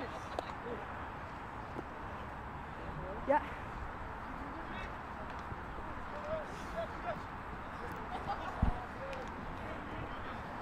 We're moving the ball really nicely. Good strong tackle, and then counter ruck coming in from Kingswood. So good sense in that opportunity. Ruck not looked after, and they don't need a second invitation, Kingswood, to attack. Good skills, keeping the ball alive. No space there, so good strong carry, but well defended by Downside. Half back, little snipe round the ruck. Good strong carry and fend from the big number 8. And he certainly knows his way to the try line. Again, that's Jack Williams again. So moving the ball well, sensing an opportunity, backing yourself. That's what this game of sevens is all about.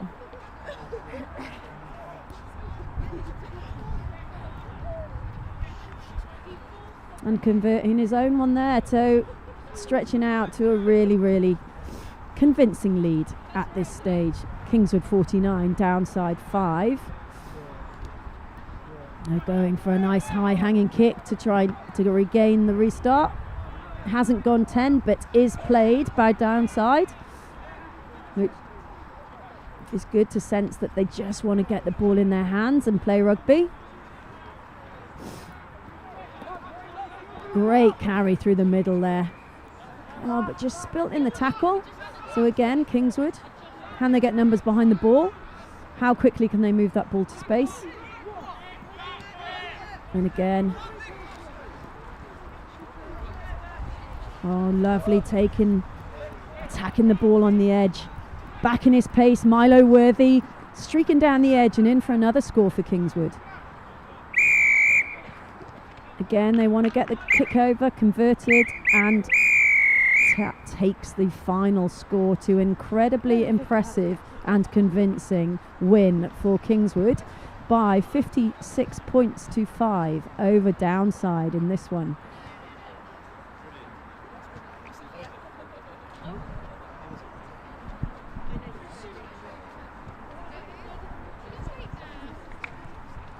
So Kingswood will be really, really pleased with that.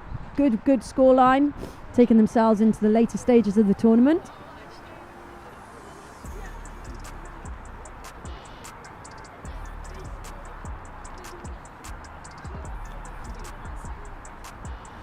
Just a few highlights coming now.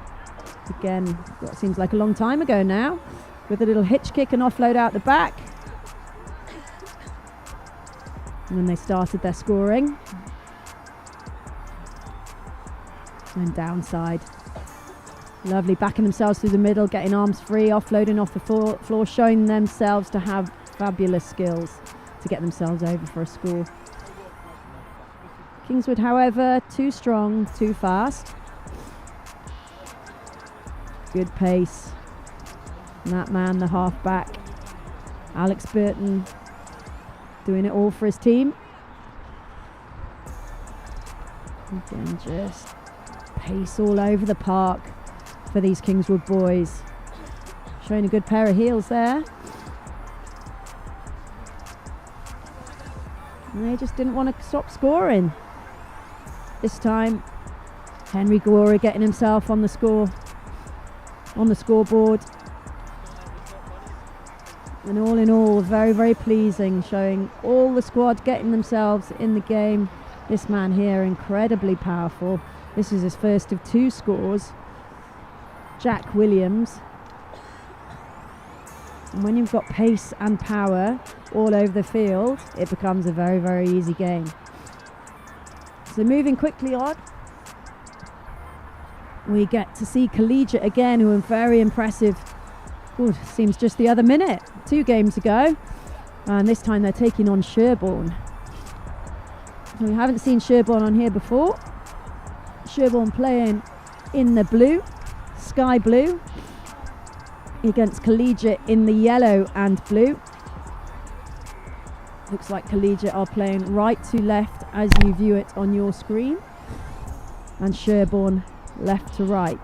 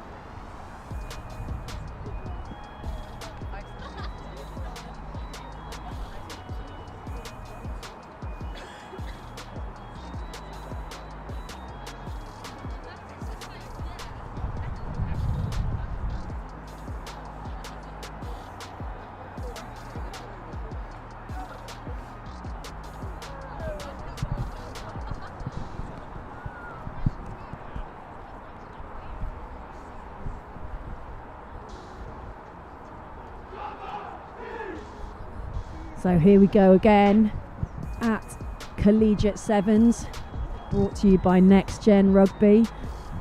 It's not raining, which is an absolute bonus. The pitches are in great condition.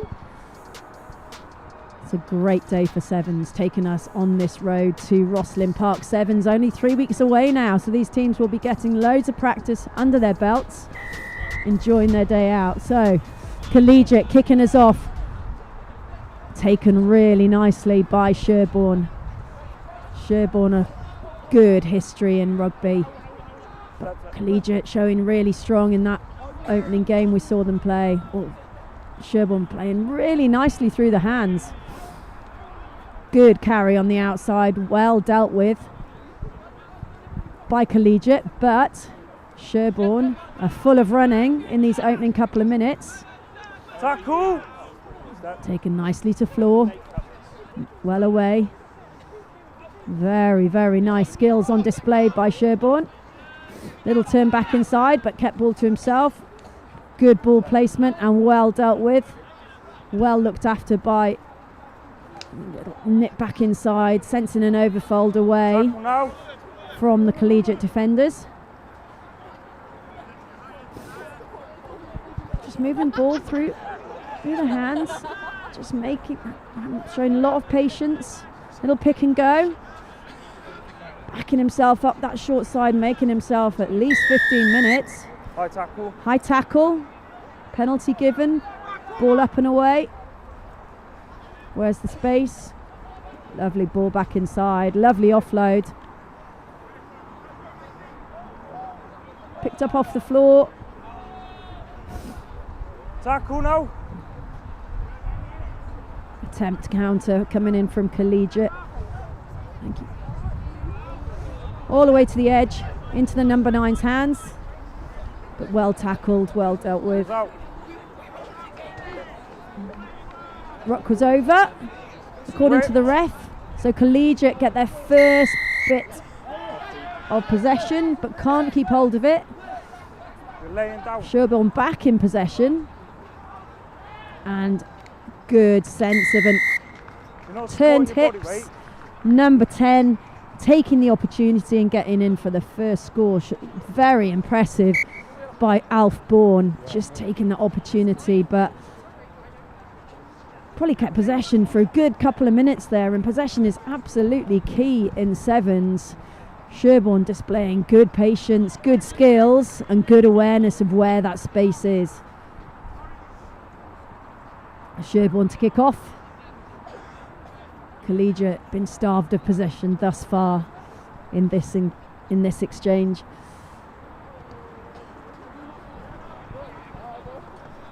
Oh, lovely restart, and Sherborne showing all the skills.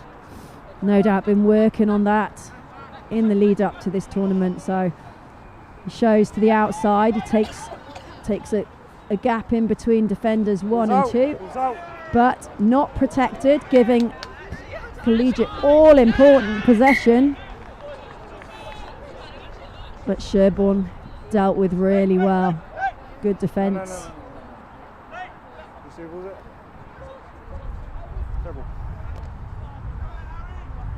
First line out we get to see now.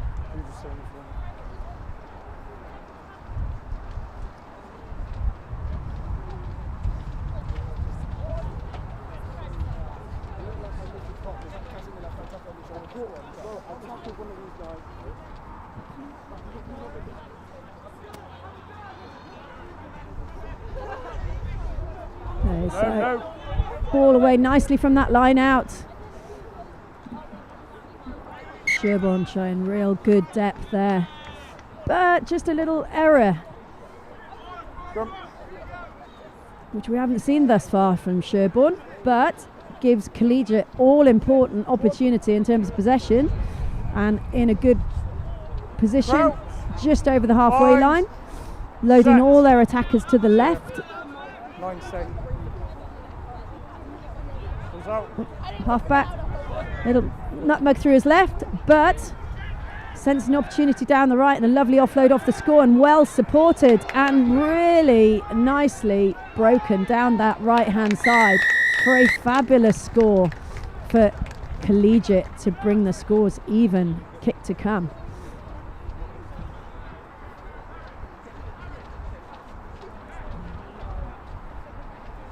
So just that opportunity from the scrum. 2 minutes. As we just wait for the conversion to be taken, see if he can level the scores. All important, these conversions, but not easy from the touchline.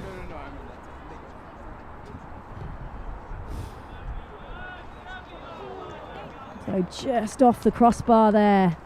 7-5. See it again, the half back picking up from the base. backing himself down that short side, well supported, and he's broken, bearing in mind the number 6, he's been just scrummaging, and then he's on the inside shoulder of the halfback going over for the score. I think that's Dylan Barrett. I could be mistaken, but I think that's the try scorer. So again, back in possession. Oh, little bounce to the ball. Showing good footballing skills, and then the skill to regather and go over for an absolutely fabulous individual score. Sometimes the ball bounces for you, sometimes it doesn't. On this occasion, it absolutely does. So a brilliant second score for Sherborne in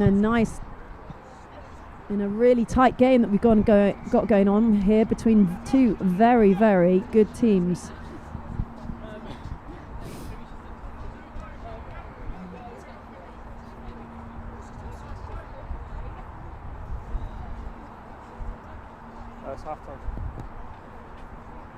So conversion stays wide, but an all-important score just before the break. Little squirt out from a ruck. On his toes, great footballing skills, and bounces up into his hands. And that's the number 5 going over to get that second score. Ferg O'Connell takes Sherborne into the lead, 12 points to 5 at the break.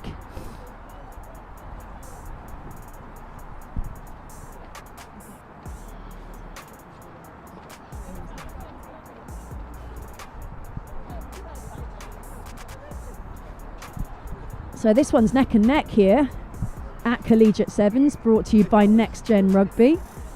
All the games, all day, live. All important chats going on in the huddles. Coaches imparting their knowledge. Players absorbing, all of them learning on a journey. No doubt, the fabulous game of sevens. A shortened code of the 15s game, so more space, potentially more opportunity every time you're on the field. On the road to Rosslyn Park Sevens, where we'll be in 3 weeks' time to witness these teams in the biggest tournament for schools in England. So it's Sherborne to take the restart, giving Collegiate some early advantage in terms of possession, if they can make it count. Lovely weighted restart, and that really, really well chased and regathered. Number 2 down the short side, lovely load. So it's that man, number 7. Jem Lai, he went after the restart, he got it back, he then made his effort upon effort to reload and make numbers down the short side, and puts his mate over for a very, very well worked try.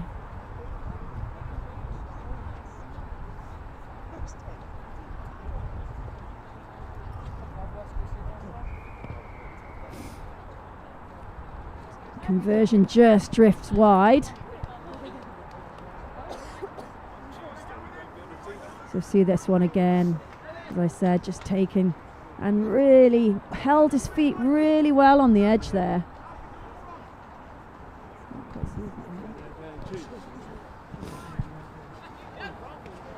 Oh, taking the restart again, it's such a weapon for them in terms of them regaining a possession, the Sherborne boys. Fabulous carry, super strong, pumping his legs straight up the middle.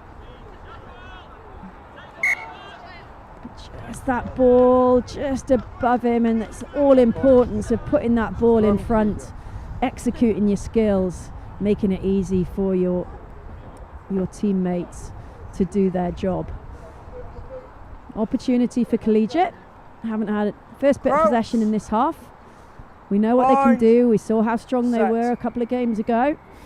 What can they do with this one? So attacking straight up the middle. But miscommunication, showing all the skills now. Juggling it around in their hands. Just through the hands, through the hands. Just biding time. No sweeper, so backs himself to put it in behind, off his toes, but well worked back. Good effort by those defensive pairing to get back and give the Sherborne boys some numbers behind the ball. So back down the flank, back to the left. Good strong carry, little offload back inside. Off to the speedster. Number 2, Edwin Langley. Nickname Cheat Code. We'll ask him about that if we get an opportunity. But again, Collegiate just struggling to keep hold of that possession. Sherborne taking advantage and really strengthening their lead now.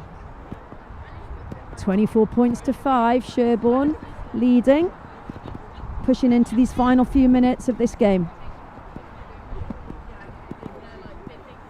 Sherborne all the way up from Dorset, looking very well drilled. Good rugby heritage down there.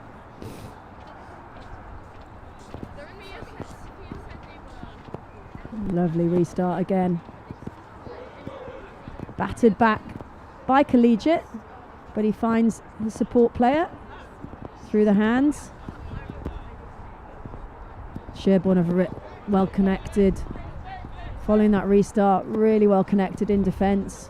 Numbering up, then seizing an opportunity. Little ball on the floor. Who's going to jump on it first? And it's the number 11 from Sherborne.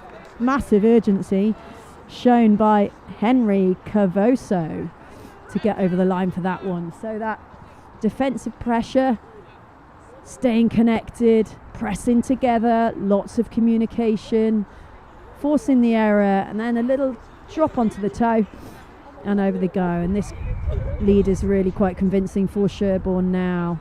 29 points to 5 over Collegiate. Collegiate will be gaining experience, giving players exposure throughout the day. Back on the ball now. You know that number 10, little playmaker.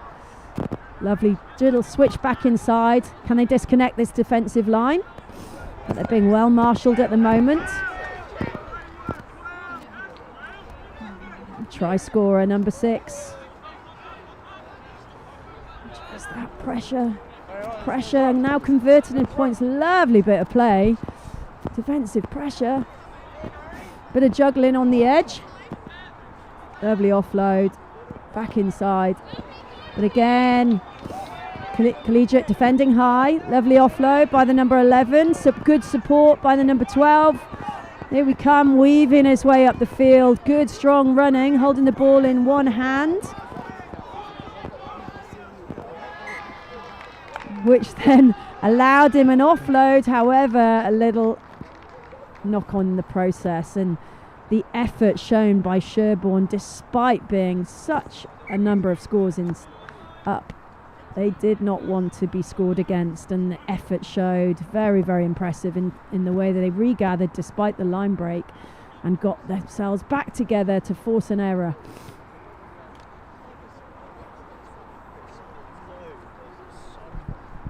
So it will be a Sherborne scrum, which is always an opportunity, no matter the positioning on the field. And they'll be having a good look at this Collegiate defence. Where are they going to position themselves? Where can they make ground up the field, regain possession, and get themselves in another try-scoring opportunity?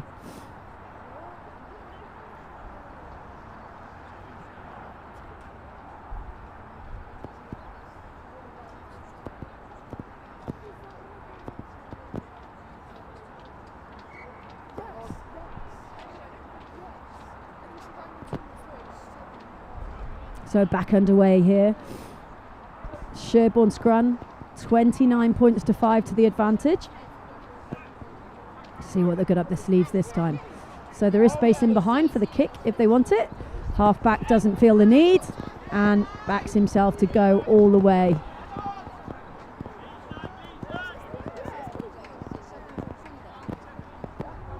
That's cheat code again. Edwin Langley showing very, very impressive pace.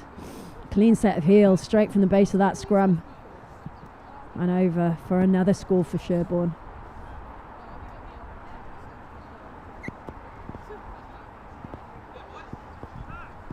Which is converted this time, taking the scoreline to 36 points to 5. So just streaking in from his own 22. And Sevens is an incredibly high-paced game. It's also lung-busting. These boys have to be very, very fit, which is what they'll no doubt have in their programming, alongside working on their skills. At Collegiate, the bouncing ball, give themselves possession from the restart. At the back, little chicken wing. That boy Dylan Barrett back in possession, showing himself good skills all day. Just Collegiate moving the ball really nicely, confident in their carries. Good strong carry from the number 5, number 18 on the ball now. Tackle well, but Collegiate still in possession. There is space on that far left-hand side if they can move the ball there. Oh, just a lovely pass, but just can't quite take it on the edge. And that's the end of the game. Again, a lovely amount of skills on display. Sherborne taking that one convincingly. 36 points to 5 is the final score.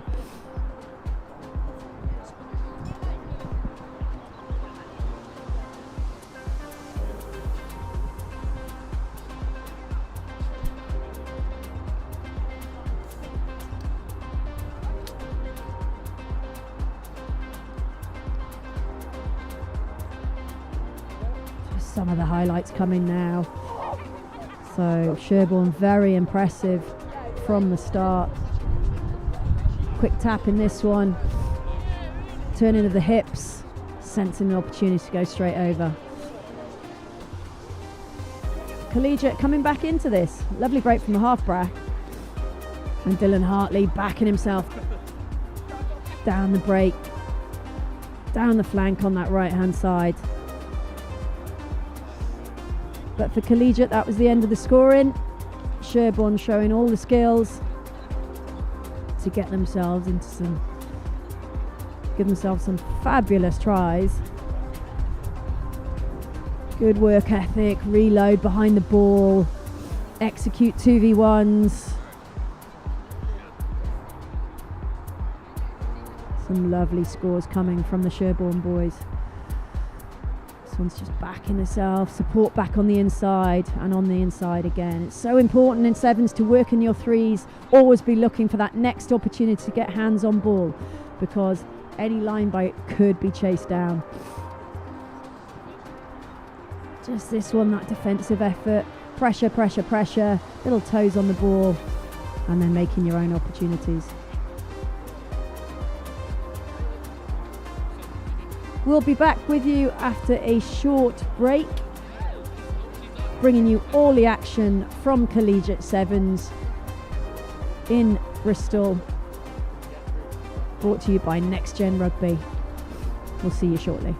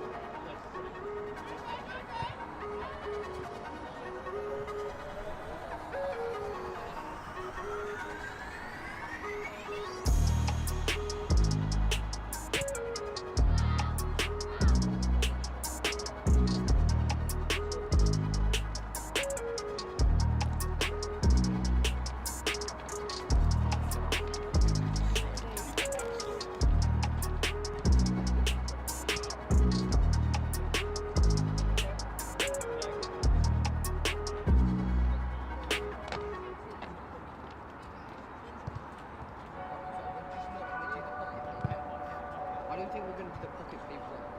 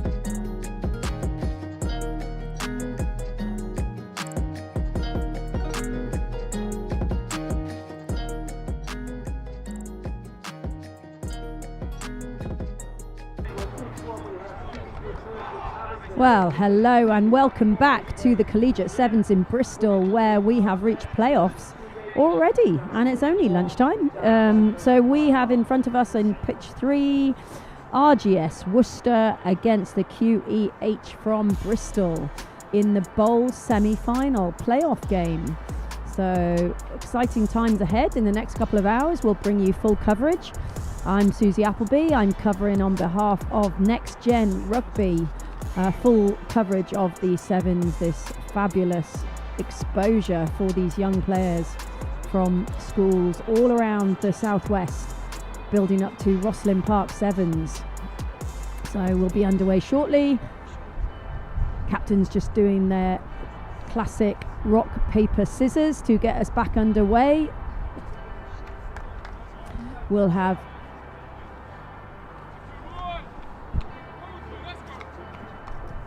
QEH to receive the restart on the right hand side, as you can see the field, and RGS Worcester will be getting us underway with the kickoff.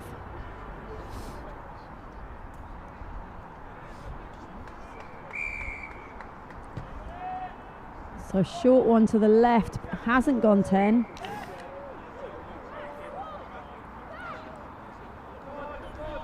And QEH sensibly choosing to leave it and immediately get back possession. So lovely cut back inside, lovely line.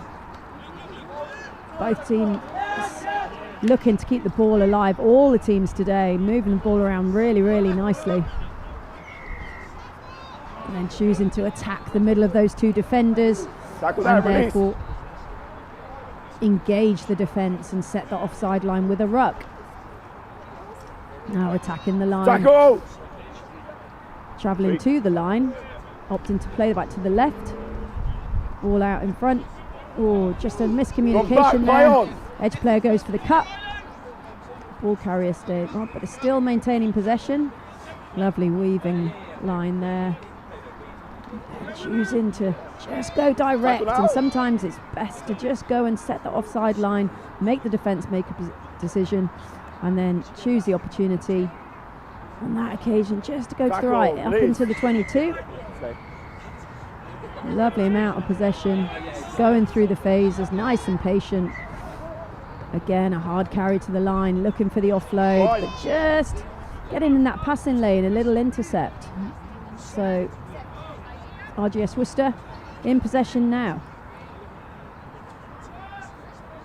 Good hard carry and ball present. So his supporting player can clear the ruck. Through the hands again, hard up the middle. Good speed to the breakdown from that supporting player. Strong, good body position. Half back choosing, using his footwork. Around one defender, around the next. Ball back inside. Ooh, ball floated away, putting his teammate under pressure. Steps out of that tackle really nicely. Just again, ball away. Space to the outside.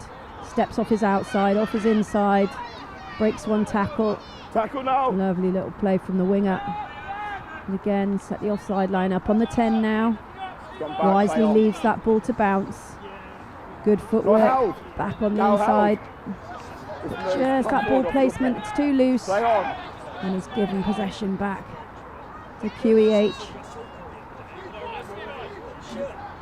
Good spotting of the gap there from the number 9, but again, changes possession again. And again.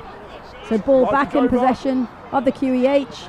Driving over, leg drive and over the line. Good determination from the ball carrier there. See when he gets up.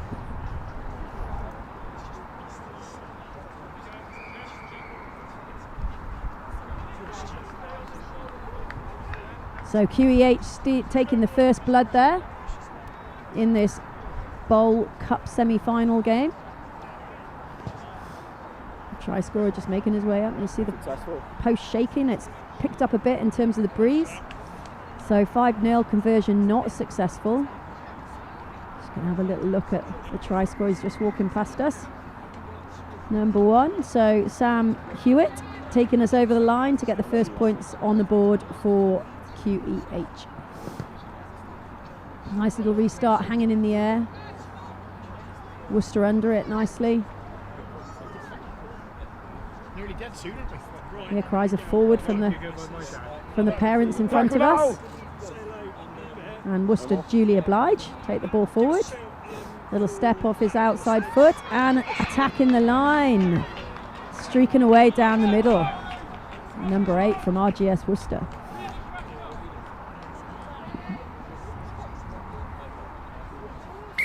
And that's Archie Temple. Archie Temple, our scorer, to bring the scores level after the first few minutes of this cup semi-final. That's how quickly you can convert possession in the game of sevens from inside his own 22. Took possession, spotted an opportunity, in off his right, in off his left, and runs the 80 metres. Great score from the young man.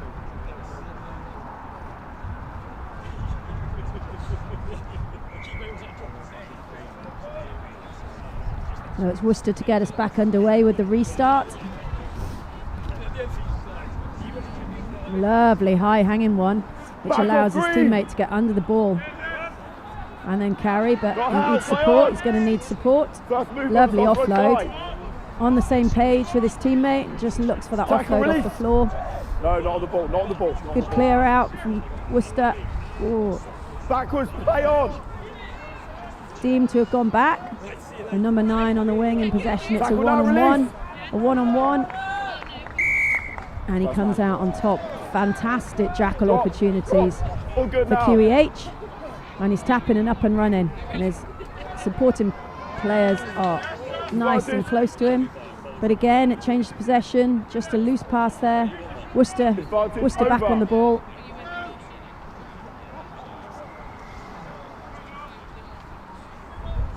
Tackle that release. Just again taking that decision to set the offside line and try and find the space. He's moving the ball through the hands, nice and patient and confident. And he steps and takes the inside shoulder and fantastic. Streaks away. He's going to be in under the sticks for Monty Jones. So really nice from the big fella. Taking the score to take Worcester out in front for the first time in this game. Converts his own try. Important conversion there. RGS leading the QEH by 14 points to 5. So conditions slightly changed here. It's still a bit chilly.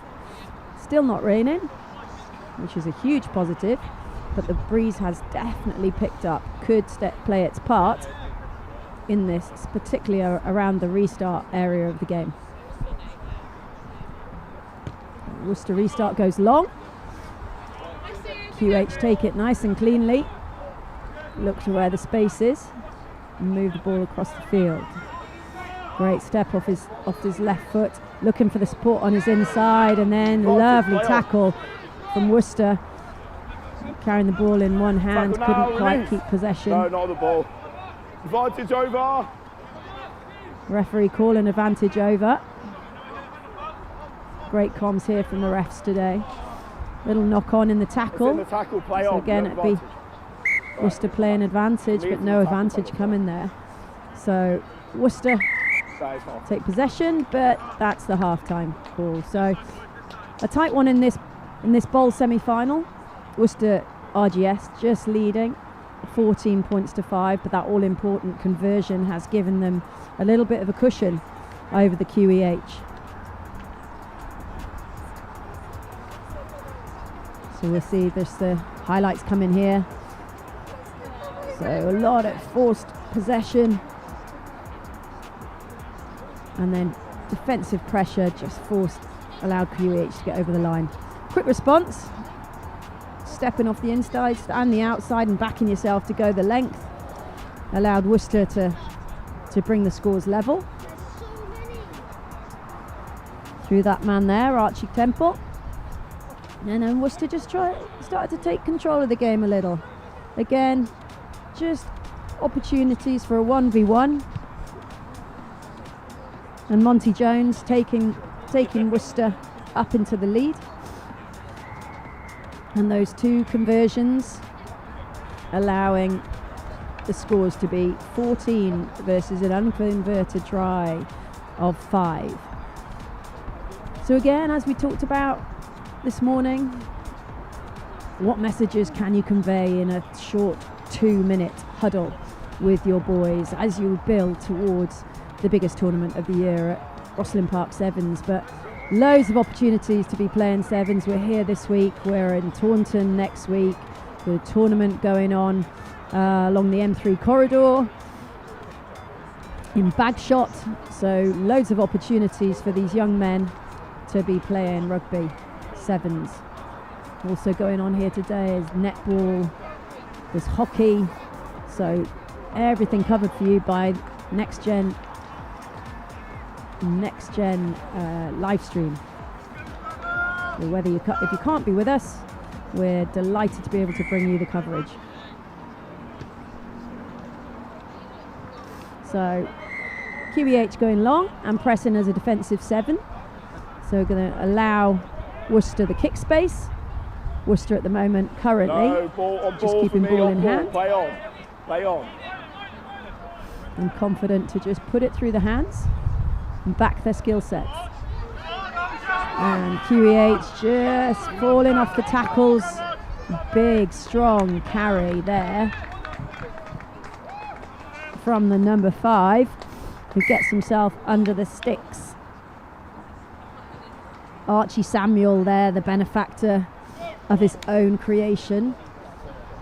Lovely bit of footwork, couple of fends, and he's away, and that takes the scoreline now to 21 points to 5 in Worcester's favour. Gives them a bit of a cushion, but still a long way to go in this game yet. QEH won't be feeling out of it. So Worcester to restart, QEH to gain possession. Again, the restart goes short, but well spotted by the ref. There's players in front of the kicker, which, to be fair, there were this morning, but it has been picked up, and that's good to send a message that you've got to stay behind the restart. Get your players behind the ball. Okay, QEH in possession, attacking now.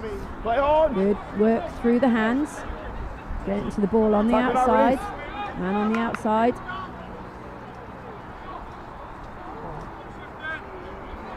Good bit of handling and patience. Just carrying, dragging that second defender away. And then looking for the offload, but just spilt in the tackle. Oh, ref deems it to have gone backwards, and that's a fabulous score to bring QEH back into the game. So really well worked, taking the defenders in one way, then the other, and creating space for that man there to back himself, use his footwork, and take himself over the line and convert his own try. An important conversion, taking the scoreline for QEH up to 12. As soon as they're good.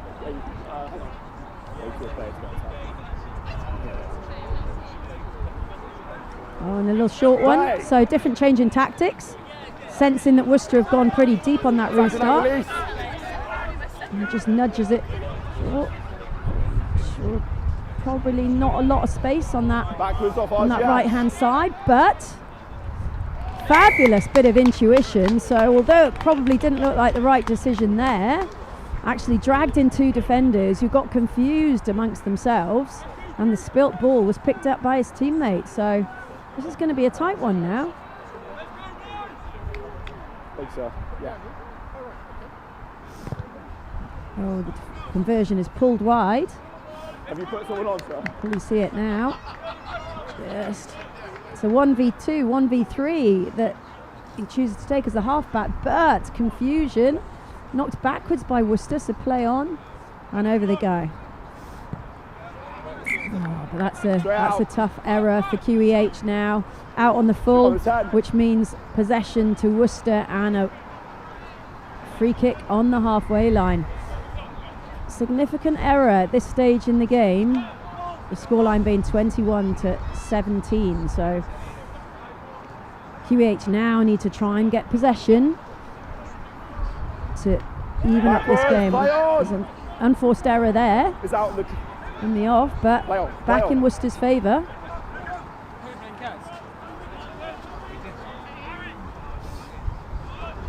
And a lovely little show and go up through the middle. We've seen his heels before.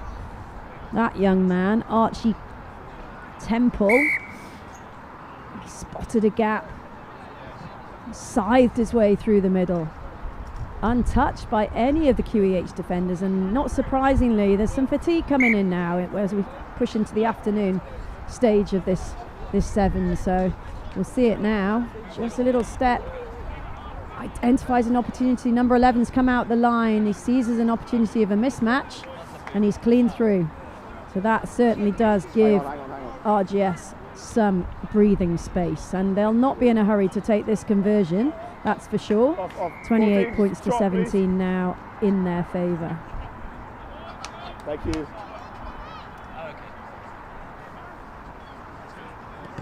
So restart goes high, pretty short between the 22 and the 10. Well chased by RGS. However, the counter ruck identifies an opportunity which is really well taken, and streaking away up the right hand side is Charlie Stewart. So fabulous opportunity, and again you highlight how that defensive decision making around the ruck is so crucial.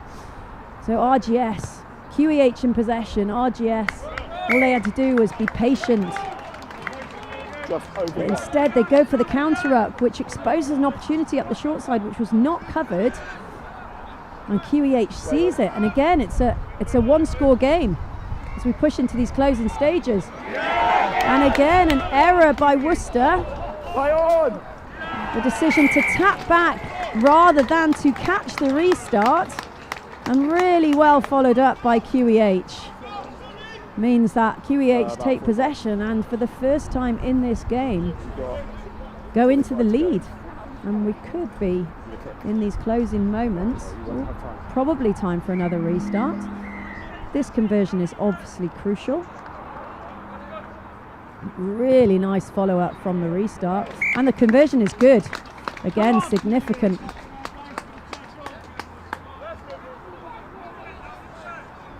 So just straight from the restart, should have caught that, should have, but instead the 7 streaking away. Luke Mullender. So everything to play for in these last minute or so. Good catch and carry from the number 15 there. Good, strong, physical possession. This is going to be key. Can you keep your skill sets on point? Find an opportunity. Tackle release. Every bit not the ball. of drill is important. Got to clear the rucks. Went for the counter ruck. Worcester just looking for an opportunity, looking for a mismatch. That man has been absolutely hugely influential, but unfortunately just spills the ball forward in the contact, and QEH take the win and progress to the bowl final. Disappointing for Worcester, but no doubt lots of lessons learned in those final couple of minutes, which is what this game is all about and what these tournaments are all about, for these young men to learn, progress, learn about each other, develop their skills. So here we just see it, the spill, and the strength to just get over the line for the first score for QEH. That was the opening of the scoring, but Worcester, good, very good side, sensing an opportunity, just a mismatch up the middle, backing himself. 80 metres for that one. Archie Temple, key for this Worcester team. And again, sensing an opportunity, weary, not weird, defenders in front of him. Seized his opportunity and over he went, Monty Jones. And then the final one of the half. Just a run in there. And seemingly Worcester are in control. However, QEH, never say never. Sevens is a fabulous game. It's brutal, but it's fabulous. And they came back into it and they got that all important winning score in the end to take the win. And just as we see these final moments of the highlights from QEH taking the win to progress them to the bowl final. We see that the team's taking the field for the next opportunity here. Another semi-final coming. And we've seen this team a lot before. Canford, who've been on imperious form this morning against Christ College.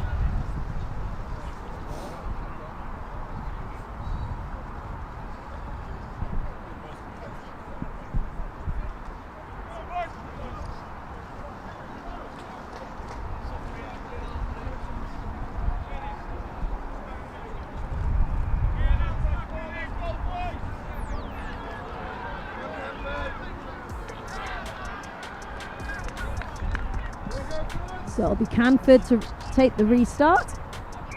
Christ College to receive. As the game gets underway. Christ College, an all-important bit of possession initially.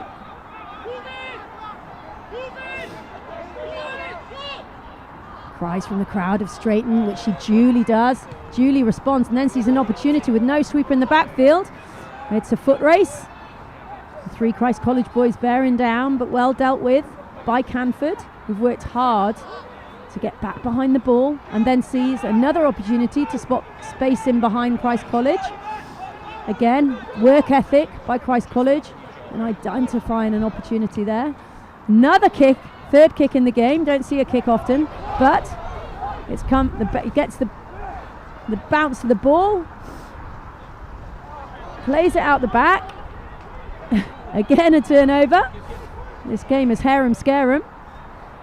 And Canford again in possession. We know they can be lethal when they're on the ball.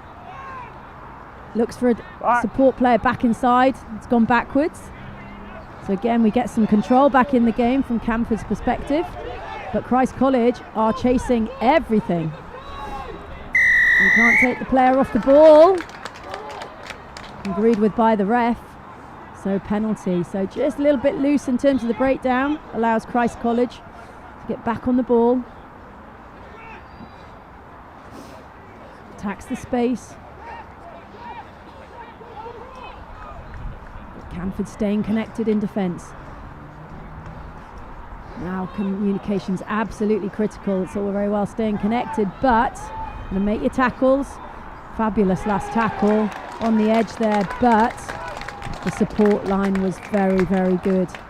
And Christ College, first blood in this semi-final.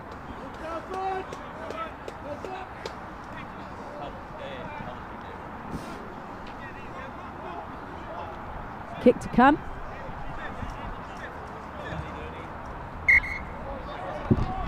The kick is good, meaning that the score is 7 points to 0. So just a lovely break off the left-hand flank there, and great support line back inside after a energy-sapping couple of minutes of play. Christ College go in front. Have you got is it sorted? Yeah. Have you got a replacement? So Christ College for the restart. Okay. Sorry, Monton. Lovely high hanging restart. Advantage. And just a little knock on. Sorry. And that's what they're going after, either to regather the ball on the full or to force an error and enable possession to be handed back, which has duly happened for Christ College. Crouch. Bind. So Christ College in possession with a good position on the right hand side, but it's turned over, unusual in sevens, from the scrum. So Canford in possession. And we know they're confident to keep ball in hand, got some lovely skill sets. Just urging him to come back and look for that chip. Instead goes for the kick, which has bounced up into the number one's hands. It's been chased down. He is being chased down. What fabulous, fabulous tackle, but great support from his inside support player. The number 4 who made the kick and went after it just in case his mate was dragged down, which he duly was, by a fantastic cover tackle. And there he was to finish off the try. So brilliant bit of play 4 minutes.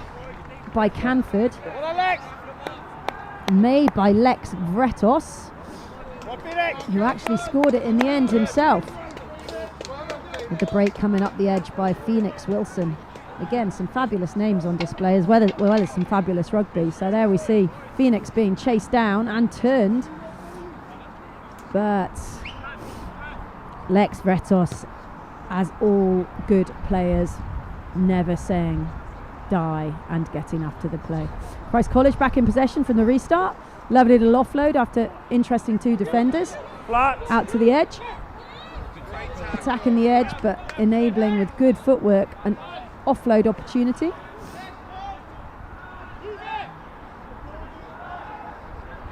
Okay, just straight and engaging the line. Patient play out to the edge. Finding his wheels. And he has the gas to go all the way, untouched. Great bit of work. Fabulous score from Christ College. Just a patient build-up. And then finished by that man there, Will Bailey, who apparently is a county cross-country runner. Well, he looks quick. He's clearly got some endurance as well if he's doing cross-country running. This team, of course, all the way over from Wales. It's lovely to see in the southwest. There's Brecon here, Christ College here. So, because we're in Bristol, easy access to all parts of the southwest, which is fabulous. 14 points to 5. Christ College take themselves into the lead. High hang and restart. Play on. Canford choosing to play it, but in so doing takes himself away from his support. Christ College want to get on with this. Weaving archy run. Support play is good. We know from the first game Canford want to jackal your ball, they want to steal your ball, and the competition will be ferocious as it was at the breakdown. But again, Christ College coming out on top. Again, choosing to attack the line. Not held in the tackle, so able to get up and go again. Lovely skill set all the way to the edge, and well finished on the edge there. Fantastic, well worked try. Patient in the build-up, efficiency at the breakdown, and then simple hands. Really well taken. Tricky conversion here from the touchline.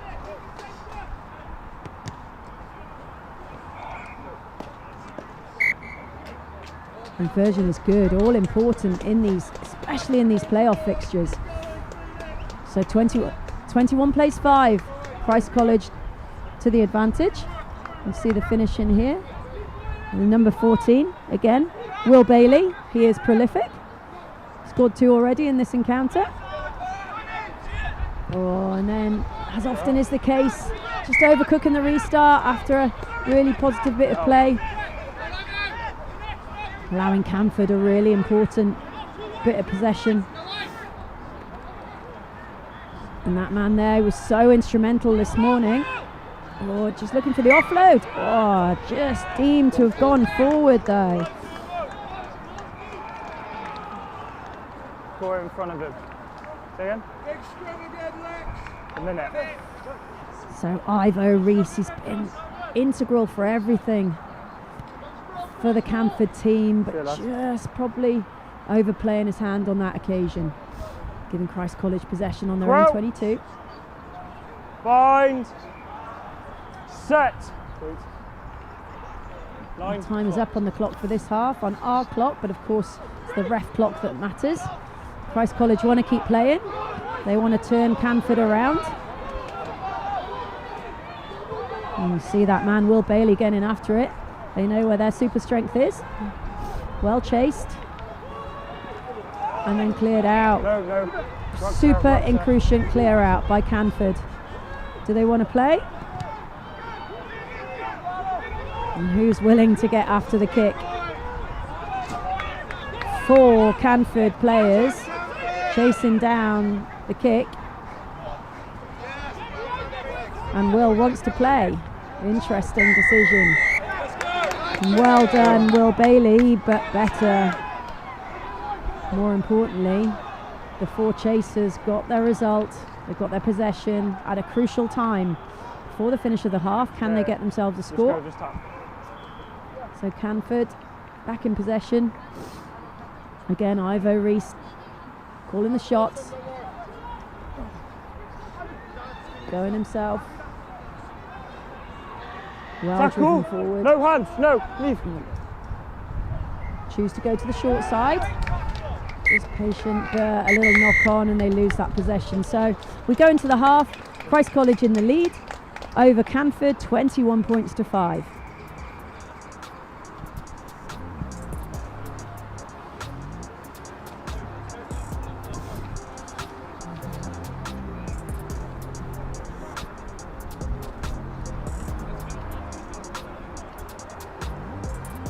So we can see the highlights here. Here comes Christ College, who had a very strong half. Wanted to attack, wanted to be patient, spread the width, which is exactly what they do. And that man, Will Bailey, the cross-country runner, getting over the line first. But then in response, Canford, who have been very, very strong, showing those repeat efforts to be so crucial. If you do something, get after it and do another thing. Lex Vretos and his mate making the difference. And again, Will Bailey, he can't be stopped. He is pure gas. He's so crucial in sevens. Again, Christ College feeling the ascendancy, feeling the confidence, sensing that Canford was struggling for their width in their defensive line. Will Bailey getting over again. I feel he's on a hat-trick and we're only halfway through.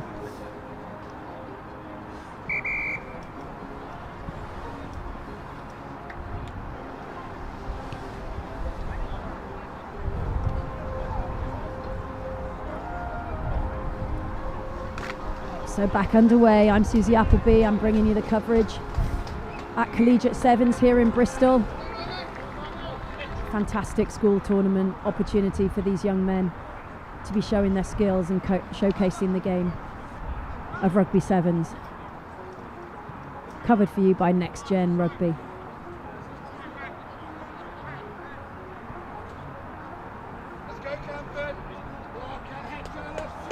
So this cup semi-final, all important. Both teams performed very well this morning, but this is where it counts. This is the playoffs. Winner goes through, loser doesn't progress. So good carry from Canford, good initial contacts.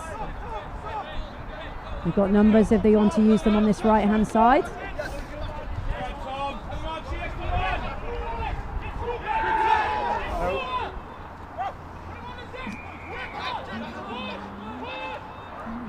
Ball over the top. Bounces into the hands of Christ College. So potentially hands could have done it, but instead possession goes to the way of the Welsh boys. There's no offside line, so defensive line can stay high as they have been all day. He attacks the space through the middle. No hand, no. Sets the offside line, spots an opportunity and takes a really nice line. Will Oxley-Evans. He's part of the winning hockey nationals team, so clearly an incredibly talented young man. So that all came about from attacking the space in between the last two defenders. Make them make a decision. They both end up on the floor. Then from a defensive perspective, there we are. So attacking that space, Defenders having to make a line again. Oh, just a poor decision, going for that counter up on the edge, leaving the opportunity down the short side. Really, really well taken by Will Oxley-Evans. Very important score for his team. So a cushion for Christ College. Canford won't be feeling down and out. They'll be feeling there's an opportunity here. Taking possession. Nice opportunity, just free in his hands, looking for that offload, fabulous. And there it comes in the form of his support player. He is really streaking away. Look at his stride, Will Gould. Stride length, huge. But well made by his teammate, who just enticed two defenders and enabled himself to get his hands free and look for an opportunity. The score taken by Will Gould to turn that gap, and Canford again sensing time is not on their side. Take the restart quickly, bounces into touch. That all important possession goes to Christ College. It is 26-12, so there's 2 converted tries between the two teams. As I can see, Christ College preparing for a mass interchange of 4 substitutions. Will be with us imminently. Possession for now, good set piece, good drills. Yeah, tackle's done. Lovely little play by the number 10 to put his mate in on the edge. Good awareness to stay away from the touchline to maintain possession. These boys are very well coached and drilled. Run, kick, pass. Goes for the kick pass. Cut. Yeah, I could sense that. Defender not falling for it, and really well covered by the second defender. But it wasn't quite enough because the attack were there in numbers, and again that's Christ College going over for a well created score.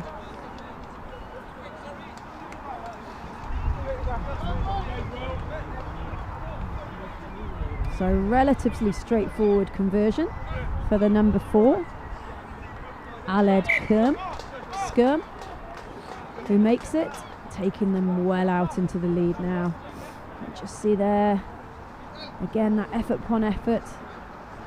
Lovely offload out the back by the number 12, allowing Archie Lavington to get over the line. He plays for Cardiff under 16s, under 17s and under 18s, so he's progressing through those age groups in the Cardiff setup. Kick not gone 10 in the game of 7s. Free kick for the opposition. So again, Canford, they're not going to stop playing. It's what they do, what they've been doing all day. Advantage offside. Good hard line from the number 2. Offside 5. No offside. So again, Yeah, that's good now. Ivor Rees keen to get on with the play. Little half back, great snipe, fabulous, well taken try by Danny Stevens, and of course they want to get on with this. They takes the conversion, which is good to bring the scores back to 33-19. Couple of minutes showing remaining on our clock, so there is time. But they will have to get after this restart and get it back. So here comes Ivor Rees, looking for a kick for himself. Christ College are alive to that. But bounces in Ivor Rees's favour, and then for his teammate, but he needs support. And that a very well taken try. Great effort defensively, but he's managed to get himself over the line. Probably sustained a little injury in the process, but really astute from Ivor Rees. Little short kick to the 10, which Christ College don't successfully deal with. Well followed up by his teammate. You can see it now. Number 15. 50 seconds. Just getting over the line. 50 seconds. Last play. So, tight one here. 9 point ball game, but again, just misjudging of the wind here. And I don't think that Christ College will be in a hurry to play this one. 10.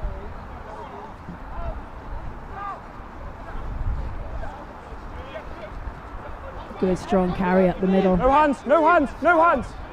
Defender off his feet.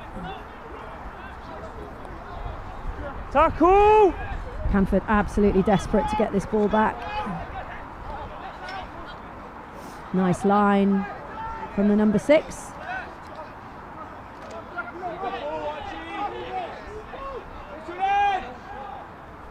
So it's all being played in a little postage stamp at the moment. And they look for the space. Now they're looking for the space. So got 3v2 if they want to use it. Chooses to go through the middle on his own. Really well taken. So just little dummy switch and cruised on through. And that'll see the game done for Christ College. And the final try there taken by Will Thomas, who's the head of the choir. So again, a very multi-talented young man. Not just a very talented rugby player, but a singer as well.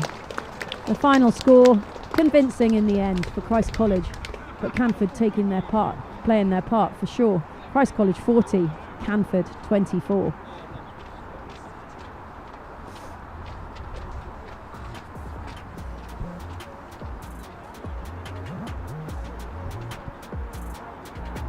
And you can see there down in front of us, Tony Diprose, ex-England player, now head of PE at Canford College. So he'll be pleased with the lads today. So we can just see some reruns of these tries. Christ College very, very strong across the board. Just taking opportunities. This one not held, good awareness, looking after the ball, and then just execution of skills to get that 1v1 opportunity for Will Bailey, the county cross-country runner, who I think we'll be seeing a lot more of, perhaps in a Welsh shirt. Again, decision making around the breakdown just enables an opportunity for a little snipe down the short side. Nicely taken. And Christ College through deservingly to the final. Just seeing that one again.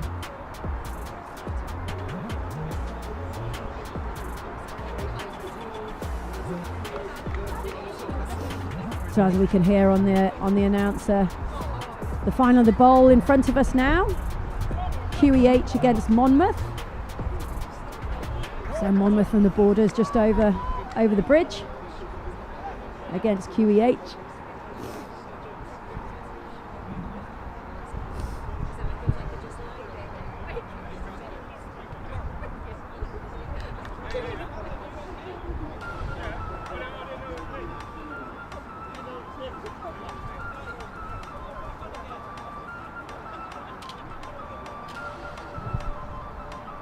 So England plays Wales, QEH from Bristol, of course, local team, against Monmouth, as I just mentioned, just over the bridge into Wales. Both very strong in terms of their rugby programmes. Both very keen, I'm sure, to get their hands on a first bit of silverware in this season as they build towards Rosslyn Park Sevens.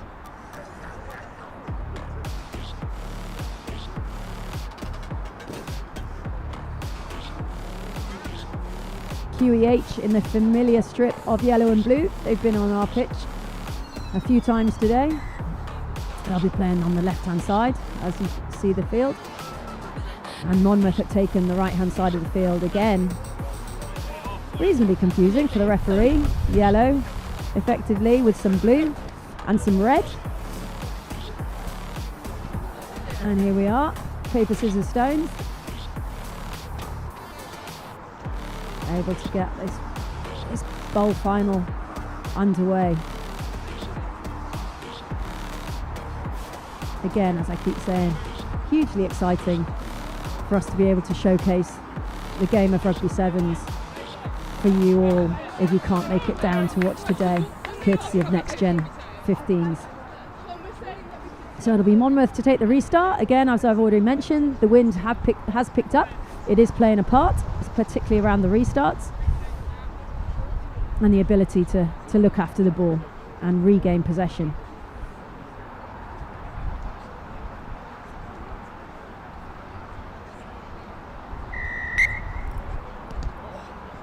So long into the middle onto the 22. An error straight away from QEH to give Monmouth back possession. 8 carries hard into contact to set that offside line. Well cleared away. Little change of direction. Good reload in terms of being an option to attack.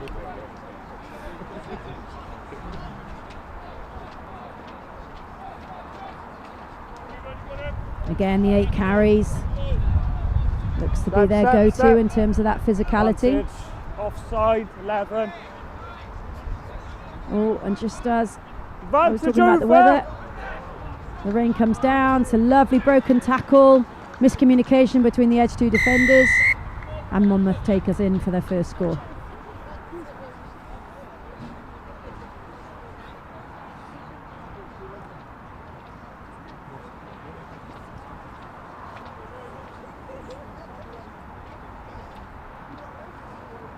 So it's a conversion from the 15.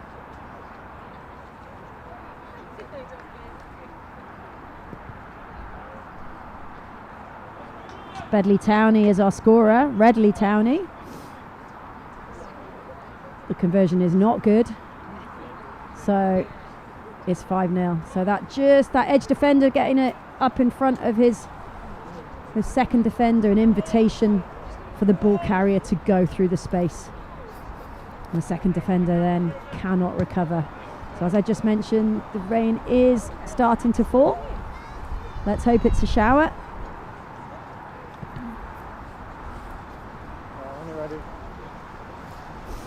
But the players won't worry about a little bit of rain as Monmouth restart the game.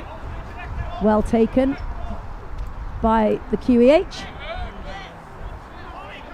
No. Again, set the offside line. And he's been crucial all day for them. The playmaker, Charlie Stewart, in the middle. As has that man, the number 2. Will Cusson. So it's not perfect. It doesn't need to be perfect. It just needs to be creative again. Those 2 combining again. Lovely little cut on the outside. And then the awareness just to keep that ball alive. Ooh. That long loopy pass. Sadly, I could see what he was thinking. There was a 4v1, but that man, Redley Towney, could also see what was happening. The ball in air time, the wind that I've already mentioned, was enough for Redley Towney to get through and pick off the pass and go in under the sticks untouched. That'd be disappointing for QH because they were building nicely, moving the ball around really well. But just then, probably a pass that was just a little bit forced allows Monmouth to go in. So, Monmouth to the good, 10 points to 0. Yeah. Monmouth to restart. Long hanging restart, well taken and offloaded, but into Monmouth hands. And then again, we've seen it quite often today. A little scoot down the short side from Monmouth. And this time it's Matthew Hopkins going over. So again, good awareness. And it's so crucial in those outside channels from a defensive perspective that you have protected the short side. And if you are making that counter-ruck effort, that you're going to come out ball and all. Because otherwise, that is the outcome that you're likely to get. So risk versus reward in terms of that decision making. So well taken by QEH, but just that offload ends up in Monmouth hands, and as we just talked about, well taken try. So again, change up. So little short one from Monmouth. Give QEH some just a miscommunication there. Just little knock on gives Monmouth back the ball. So just not quite on point, QEH at the moment, but they won't despair. This is building. They've had a good morning, and this is now knockout. So every moment counts. Over. But in sevens, you haven't got time to dwell on it. You've got to get on and get ready for what comes next, which in this case is a scrum to Monmouth. Crouch. Line. Step, step, step, step. Set. So ball away. Not a great pass. It's up in the air. You see those boys getting up from the scrum, making an effort to just reload and be available. So you have 7 in behind the ball and the ability to attack both sides of the field. Step.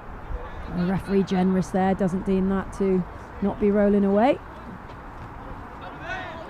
Halfback just sees a little opportunity which closes pretty quickly.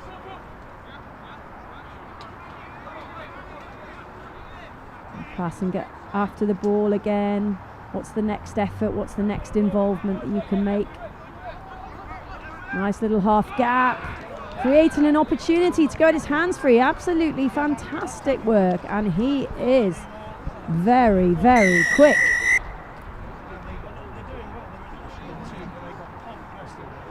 And that, I believe, is Matthew Hopkins.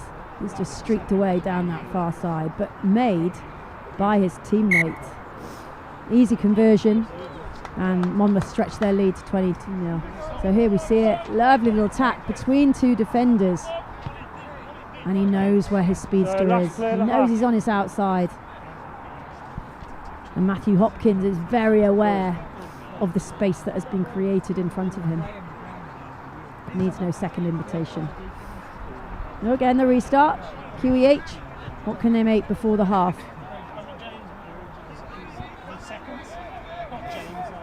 A little hitch kick, play away. Great little touch and away, under pressure. And they get the all important score before the half. So he's given the pass, plays it back inside. Great work. So great bit of play by QEH to keep themselves in this game just before the half. Yeah.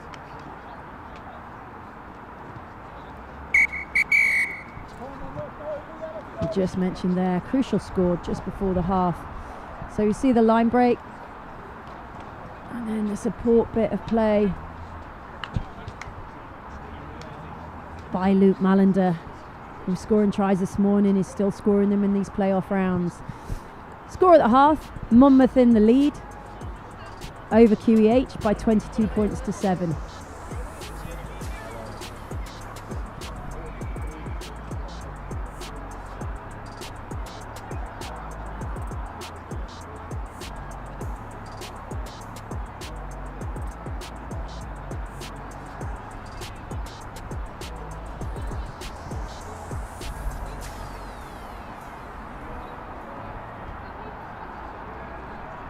So we see the replays coming now.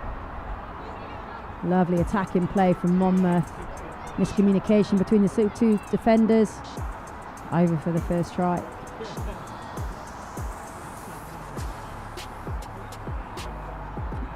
And then QEH just forcing the play a little. Allowing that man, Monty Wiltshire, to just take advantage. Show a clean pair of heels. Again, this one just a little bit of overplaying by QEH. And then a decision around the breakdown.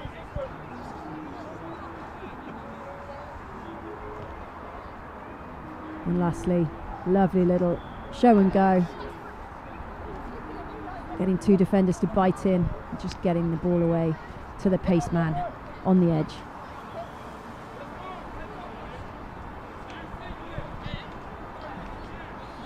So here we go into the second half of this knockout game. Monmouth leading QEH by 22 points to 7. QEH get us back underway with that all-important restart. Well taken by Wiltshire. As the try scorer from just before half-time. Good tackle, and just spilt in the tackle. Knocked on. Just call back, and that'll give QEH the first bit of possession. Half-back will be assessing what is that defensive setup doing. Where's the space? Is it on to run? Is it on to kick? Step. Crouch. So apologies, Bind. Monmouth in possession. Set. In the lead. Pretty comfortable lead currently. Out the ball goes into the centre field. Takes a weak shoulder. Strong in the tackle, Monty Wiltshire. Still going, pumping his legs, setting the offside line.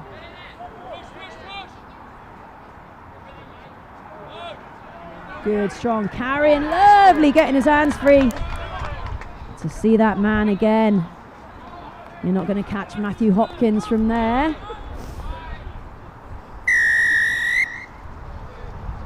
He may be diminutive in size, but he is rapid. And a try-scoring machine in this game. 27-7 with the kick to come. Come on, mate, let's go. And quite deservedly, he's having a little rest for his efforts. Oh no, he's not. I thought he was going to get a break, but he's not. Conversion is good. So 29-7, Monmouth very much in control of this game.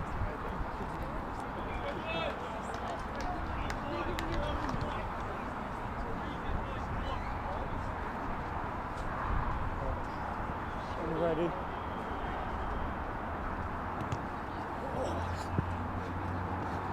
Well taken by QEH. What can they give us now? Played some really nice rugby all day. Lovely, just attacking that space in between two defenders. Really nice. Moving the ball to space. Well tackled.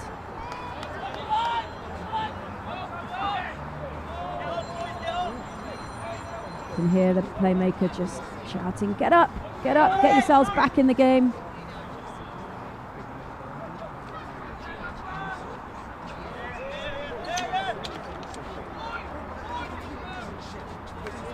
You can see Wilf Newton just directing the play. Some great awareness for where the space is. And there he is on the ball again. Great skill set on display today. Moving the ball from edge to edge. But just isolated, didn't quite get support to that breakdown. And again, if you're a Monmouth coach, you're saying, just take the clock away, take your time. You're going through to a final. You don't need to hurry. No, on the body. A lovely bounce to the short side. Tackle. Step. Oh, nice snipe down the short side. Again. Monmouth showing class, real class in this knockout fixture.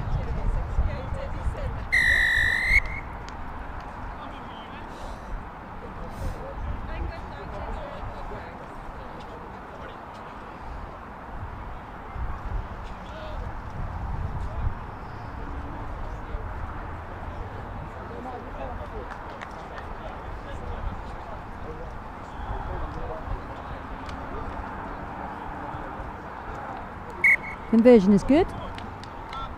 So score at this stage. With a couple of minutes to come. 2 minutes, 24 to go. 36-7. Monmouth leading QEH in this cup semi-final.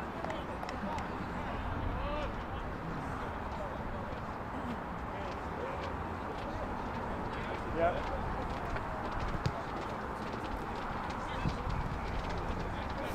So Collegiate in possession.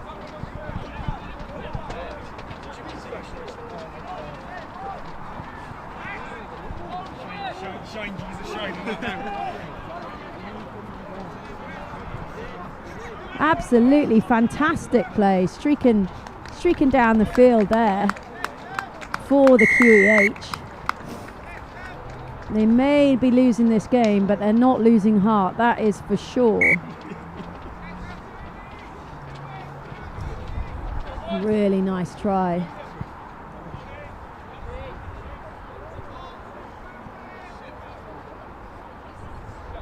Very well taken by the number 11, Charlie Stewart again. When you're ready.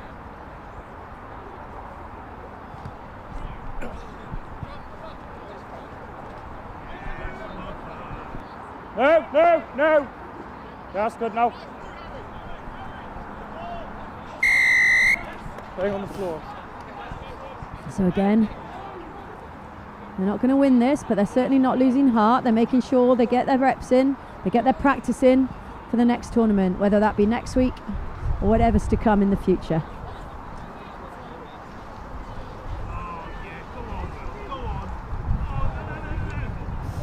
Back. They're just dispossessed there. Tackle. Step, step, step, step, step. Pass out in front, but too much in front. Back. But it's gone back. And he's in and away. Great bit of footwork.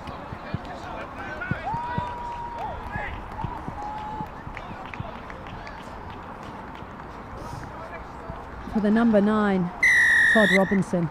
Absolutely fantastic way to finish this game. Huh? Tremendous contest between two very good sides, but Monmouth the stronger on this occasion. The final score in this bowl final, Monmouth 41 and QEH 14.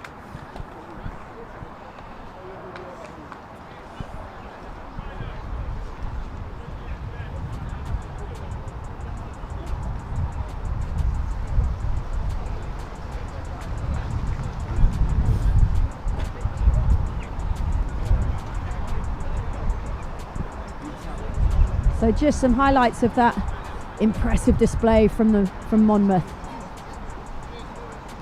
First try there, but Collegiate, who've been strong all day, just overplaying their hand a little to allow that man to go in for a second try. Bradley Towney.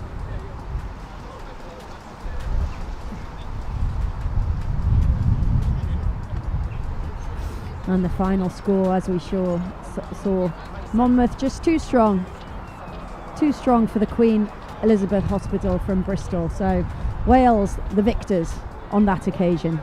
As we get through these playoff games, get into the plate semi-final, just about to get underway between Abingdon and the Collegiate. We've both been on this pitch a few times today already.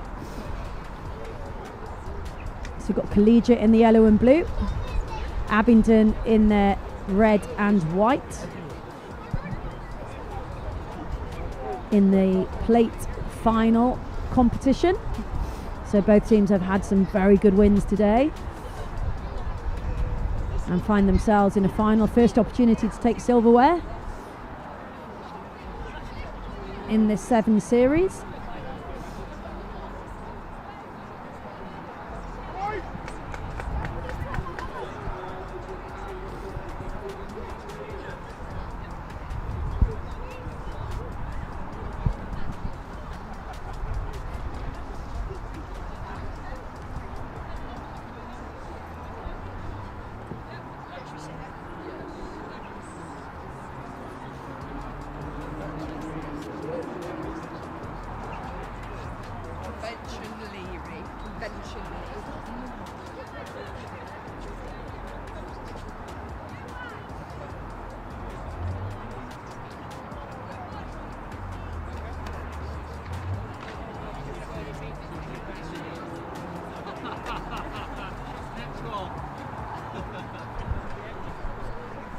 So as we just wait, the teams having their final huddle, referees getting mic'd up. The weather is holding, it is a little bit drizzly, the wind has definitely lifted to be playing its part. as these last two finals get themselves underway. A fantastic spectacle of rugby sevens here today at the Collegiate Sevens, brought to you by Next Gen Rugby. We'll be really looking forward to covering as much of this rugby sevens competition as we can bring you over these next few weeks and months, as well as the other sports taking place today, netball and hockey here being covered on live stream for those of you who can't make it down to Bristol today. Lovely to have you with us. And these boys now no doubt pumped for a final, but also probably feeling a little bit fatigued in their legs. So how can they expose the opposition and maintain possession of this ever so critical and crucial ball, and make progress up the field, maintain pressure to get themselves over the try line. So here we go. Captains come into the middle.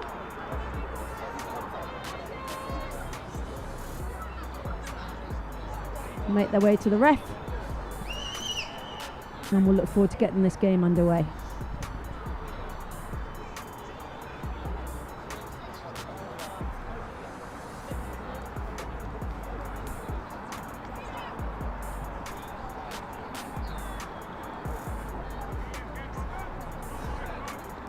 So we see Abingdon taking possession and getting set for the restart. A lot of the teams have been going long, especially using the wind and putting defensive pressure on the opposition and making them play out. What will be the tactic of this Abingdon team this afternoon? A short one, looking for a regather. Backwards. And is effective very, very well.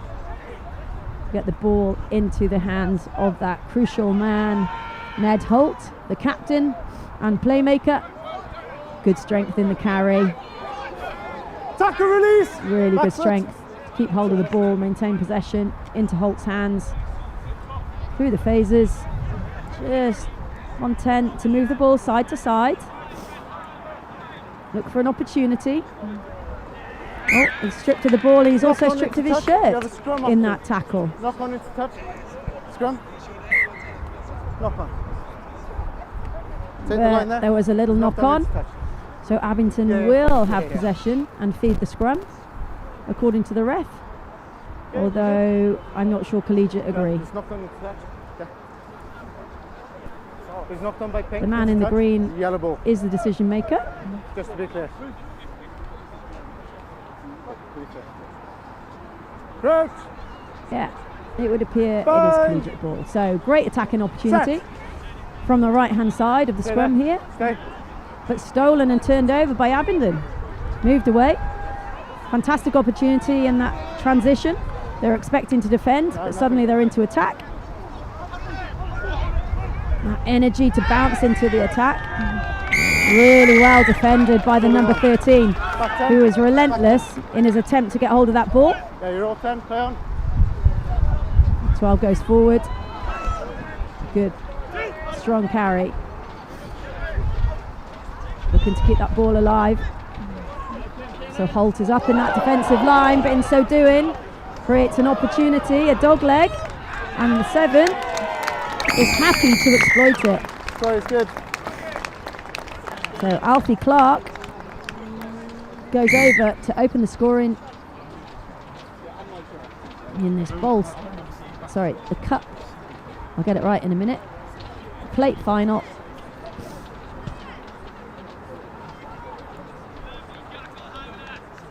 Conversion is not made, so the score 5 points to 0.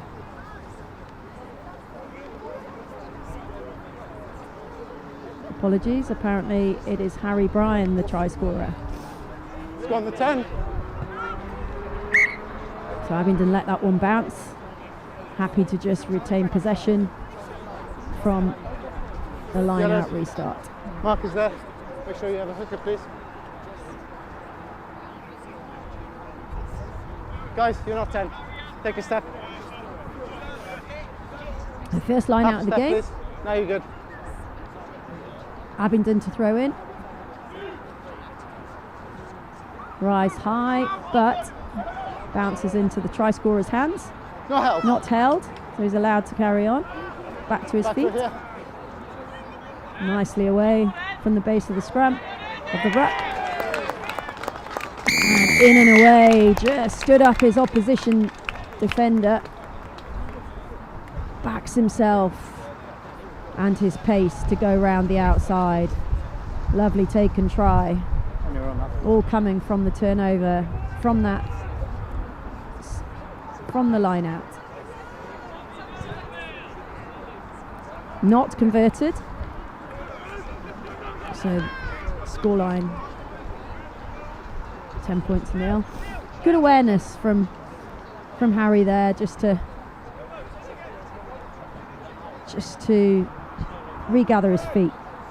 Try scorer there, Lewis Dawson. Really well taken against his opposite number. So Abingdon, what can they do? Haven't had a lot of possession. So a little show around the outside, not taken by the defence. But Backwards. A little error there into the try scorer's hands. Lovely awareness to keep that ball alive on the outside channel, and a fend and away. Attempted tap tackle, but it's not good enough to stop that man from going over.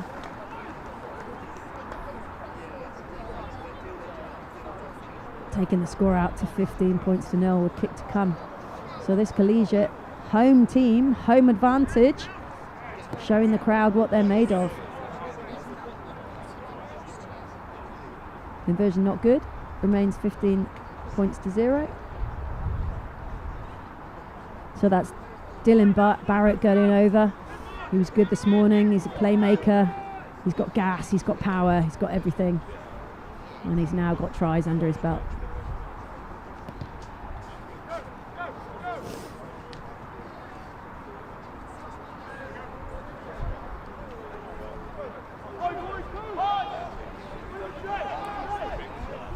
Release! So from the restart, Abingdon into possession. They're going direct route 1, looking to bump tackles. Wanting to get an Tackle, release! all-important Ball is out, play on. score before the half time. Backwards. But a little spillage. Boys, no. Backwards from Pinkin to touch. Giving Collegiate back the ball. Okay, you mark it Just there, wanted Pink. to take route 1, but was there some space that could have been better occupied on the outside?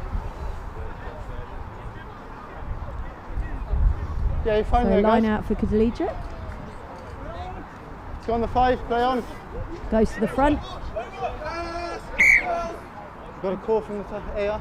It's not gone 5. It's free kick. So free kick for Abingdon. The line Drop out 10. didn't go 5.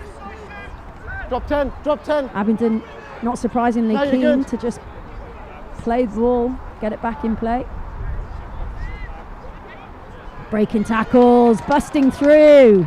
Long, rangy runner and finishing himself. Try is Really good. nice try for Thomas Ferguson. Excellent, well worked try, but really well taken in the end. Solo effort by Thomas Ferguson. Crucial conversion not made, so score remains 15 points to 5. Through it now, lovely offloading, in and out, backing last yourself play, boys. one-on-one, which I've said so many times today, but is so crucial Gentlemen, last play. in this game of rugby sevens. Me too. So the restart goes long and down the middle. Collegiate take it cleanly.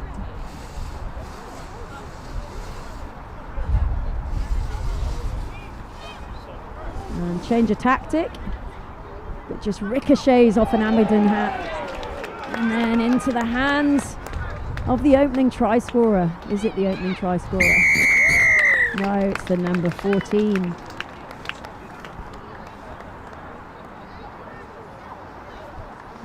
That's the half, lads, okay? Eddie Blake's in the number 14 shirt. Stretching the lead away in this plate final. Boys, stay there. Collegiate looking strong, building as the tournament's gone through, as the day's gone past by. And that will do us today. So impressive from both sides. Collegiate the stronger thus far as we go into half time. Collegiate 22, Abingdon 5.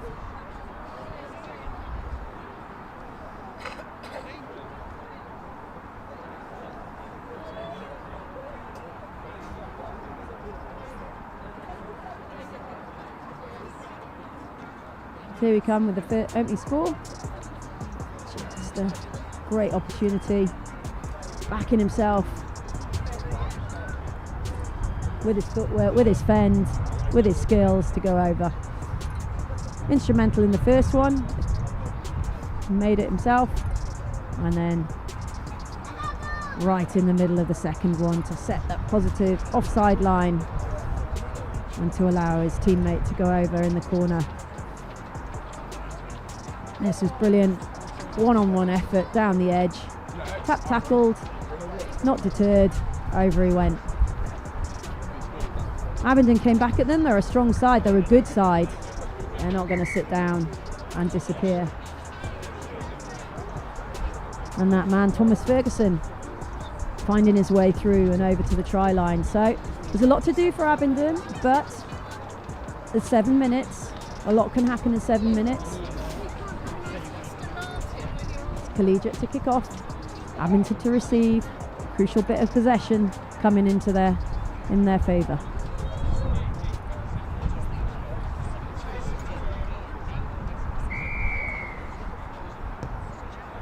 Kick goes short, looking for the regather.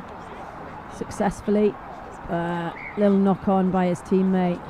Just dropped at his bootlaces and couldn't quite pick it up. So some lovely aerial skills on display from the restart today, and definitely something that teams will go away and target, no doubt, building towards the next competition that they take part in. So Abingdon in possession.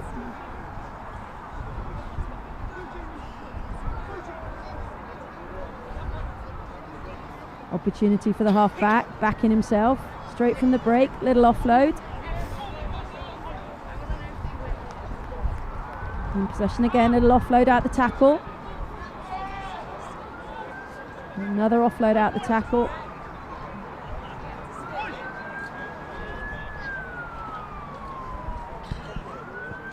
There's the captain, Holt. Confident just to take a contact, look for the next opportunity. Referee astute, spots the offside. It's all very well being keen in your defensive setup. You must get behind the back foot of the ruck. Lovely offload out the tackle. And another one. Now they're attacking the line, attacking right on the gain line, taking the ball to the line.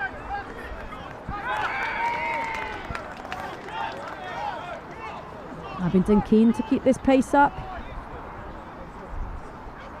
Lovely run, another rangy runner there, going through for a really well-deserved try, and well worked by Abingdon to get an all-important try back on the board.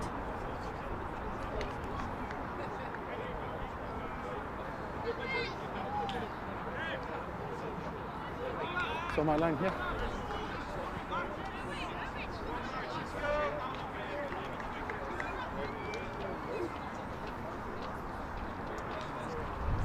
There you go. So it's the man again, Thomas Ferguson, number 12, scoring the try. Conversion isn't good. Score 24-10. So really well taken. Little show to the outside, deceiving two defenders. Abingdon on the restart. And that's a long one, but the wind is so strong. Oh, it's bounced out. So giving Collegiate back the ball, but in their own 22. They have to try and escape from here. Pink. No. Okay, mark is there. Make sure you have your hooker, please. Hold there, hold. Stay there, guys.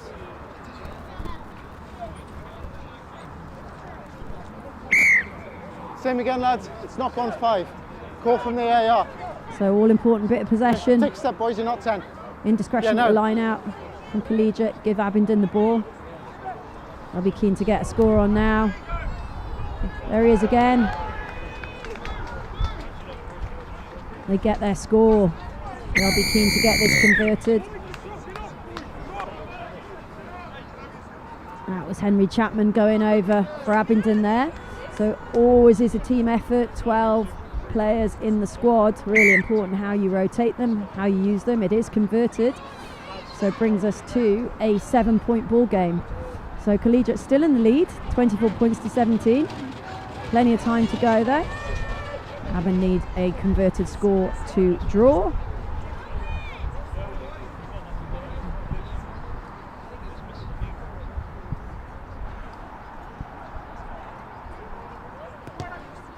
So Abingdon going to the same place again, putting pressure on that restart receipt.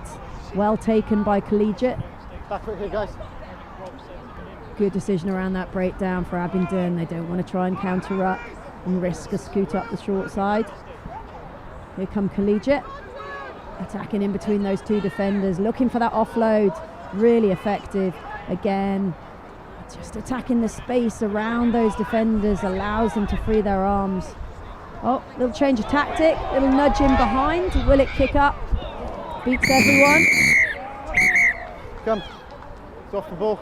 Oh, Abingdon deemed to have held a player back, so ref shows the yellow card. Man down. Time is Could off. be critical. Okay, it's a clear push off the Try ball. scorer goes to the bin. That'll be a 2-minute rest for him. And Abingdon down to 6 defenders. Okay, a man down. Time is off. Just a reminder, the time showing on our clock may not match that of the ref, so we'll be guided by his whistle.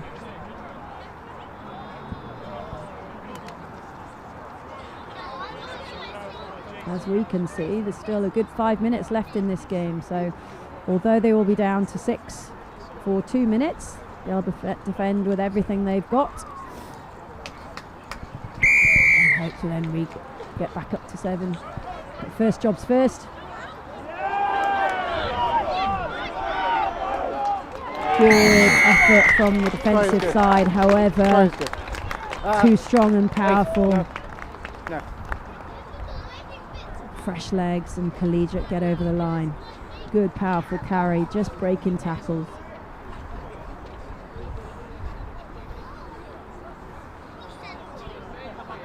As I mentioned earlier, fresh legs so key that you use your squad well in the game of rugby sevens. And the conversion is good, so it's a 7-point score.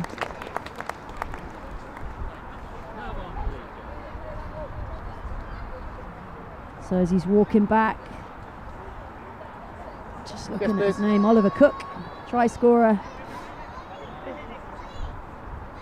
It's not just about pace, it's about power and brawn. So Abingdon choosing to play that, even though it wasn't going 7. But they've got possession back now. Okay, it's a scrum here, boys. They need to have urgency, they need to get ball in hand, they need to get points on the board. Let's go, boys. And this is an interesting dilemma. They've only got 2 backs out, 6 players on the field. What's their strategy? Bind. Potentially Stay there. They use the boot, potentially they use the short side. The halfback backing himself, looking for a hard carry up the middle. Great feet. Fabulous effort. Let's come off yellow. And ultimately just headed into touch from Collegiate, giving them possession back again. No, it's touch. It's touch. Yeah. Where's your hooker, lads? Line out in and out. Back foot here. Back foot. And again, Abingdon maintaining possession. And looking to regather themselves, reload into the short side, make themselves available again, keep that possession. Little break through the middle, right through the heart of the ruck. Ball is out. Counter ruck from Collegiate is good. Straight down. However, seems to be back 10, back 10, back 10. deemed to have played on the floor. Really good work by the number 12. Scanning back to that short side. Now we get a direct ball through the middle, and then a one-on-one on the outside. Stays on his feet well, biding his time, waiting for his support Backwards. to come. Scrum back. Stay on your feet. Onside. Have to regather your feet as you clear this ruck. You're offside. Again, indiscretion Over from here. Collegiate. Offside in the middle of the field. Should be a one-on-one. Step, back in, under the post. Fabulous score. So we're down to 6 players, and yet Abingdon have found their way over that line. But too little, too late. 24-31. So the final score wasn't enough. Collegiate win the plate competition by 31 points to 24 over Abingdon. Fabulous competition here on pitch 3. Collegiate taking the silverware.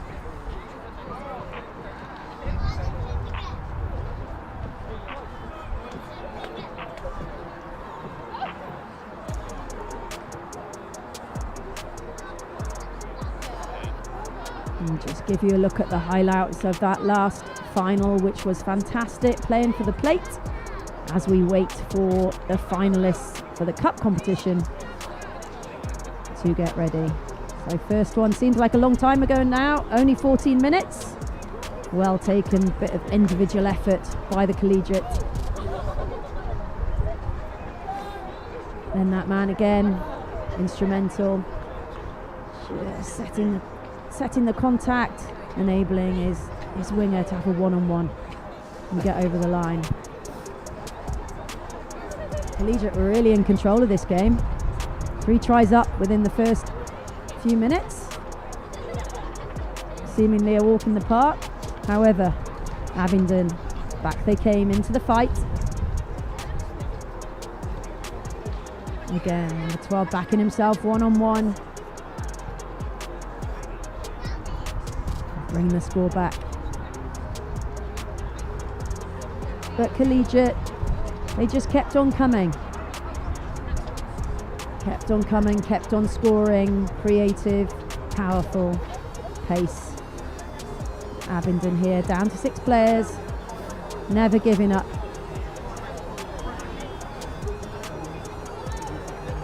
And getting themselves over. But as we said, too little, too late.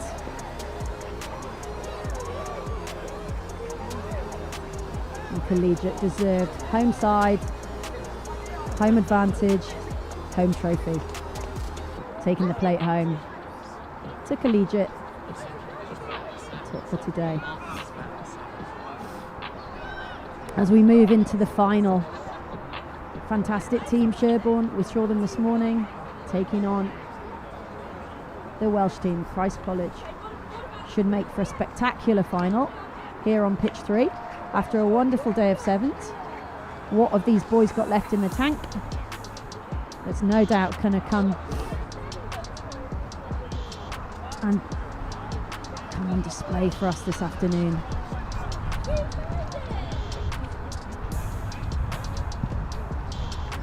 So Sherborne, we talked about them. We've seen their silky skills. Christ College also got skills.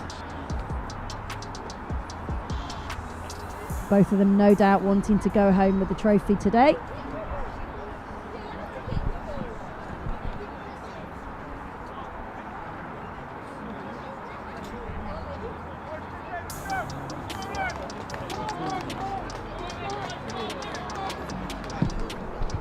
So we hear the shouts in the Welsh accents. Christ College versus the Dulcet tones supporting their Dorset boys. So Sherborne playing on the right hand side of the field in the blue, sky blue, and Christ College in green and yellow. About to take the restart, playing from left to right.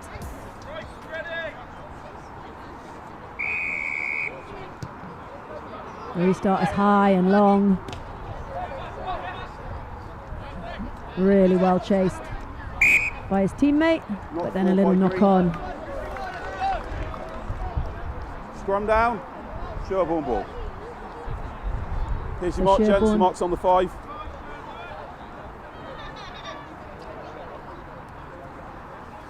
Boys, first scrum, yeah, we hit and hold, yeah? Clear? Crowd! Point! So Sherborne with a fantastic attacking opportunity. Left-hand side of the field. Scrum.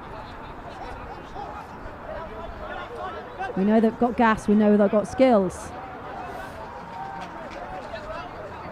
Set No off hands. sideline. Move the ball. Oh. Moving the ball through the hands, but that pass just dropped a little too low for the number 3. So first advantage to the Christ College boys. Scrum goes down right in front of the posts. Fabulous opportunity. First receiver right in behind, giving himself options both sides of the scrum. Crouch! And his wingers take width. Point! Set! Ball comes back and is Ball good. is out, ball is out. It's fumbled, but it's gone backwards. Scrum are out, back on my feet. Back available. Moving the ball really well. Sherborne maintaining their defensive shape really well. But Christ College are the first to pounce, taking the opportunity, came off his right foot, spotted an opportunity, little fend out with his left hand, and it's that man, Aled Skirm, that goes over. Also representing the Scarlets under 18, Boys, so it's time off. Just for a again, boot change. really good in the pathway for the Welsh setup. Gents, time's off. He's just got a boot problem.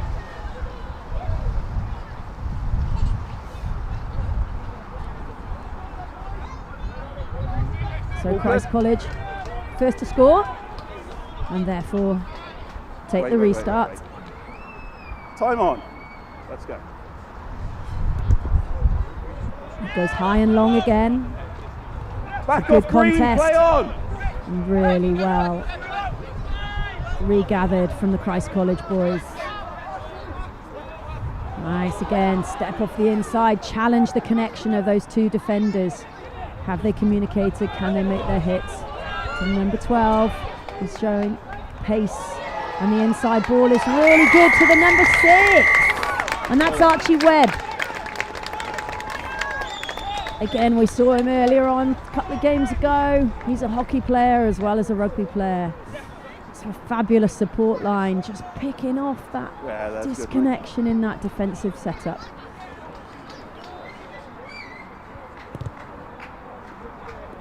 Conversion just drifts wide. It's a good effort. You see it now, so little fumble out to that man, the number 12. He's so quick. Drags in the defense. Tackle is made, but just the disconnection and a great support line. Winger, you're offside. Oh, this time. Winger, you're offside. Just offside from the Winger restart, so clearly it gives Sherborne a much needed possession.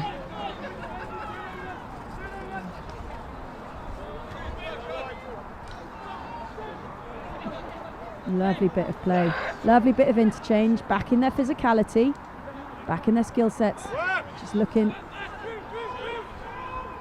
just a little pick and go, good strength, good awareness, just to try and make their defenders make a decision,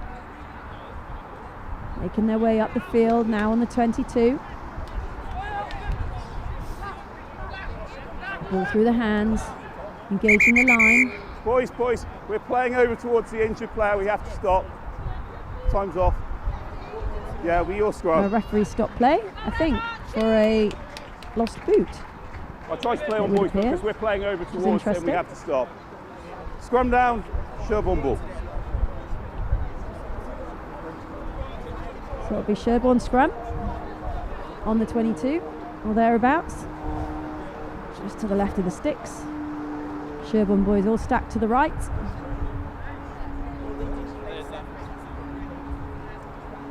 Crowd.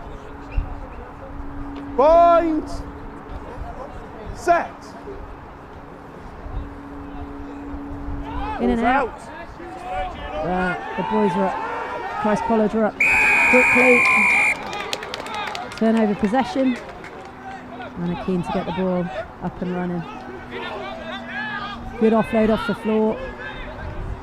Through the hands.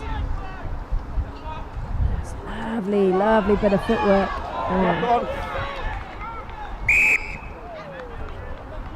Showing good turn of pace. Just losing connection with the ball. Scrum down. Spilling it in the Sherborne tackle. ball. See there. Just Lads, travelling. we'll just move it out Really of there. well, looking really 'Cause balanced. It's a bit but then awful to scrum into him. We'll just move it to here. loses the ball. Yeah, So I just don't want to scrum Sherborne into again. that net. In possession from the right hand scrum. Crouch. Bind. Set. Keep it up. What can they make of this one? Ball comes flying out. Dealt with well by the halfback. Good step off the outside foot to attack the inside shoulder. Create an opportunity for his winger, which he takes. High. High tackle.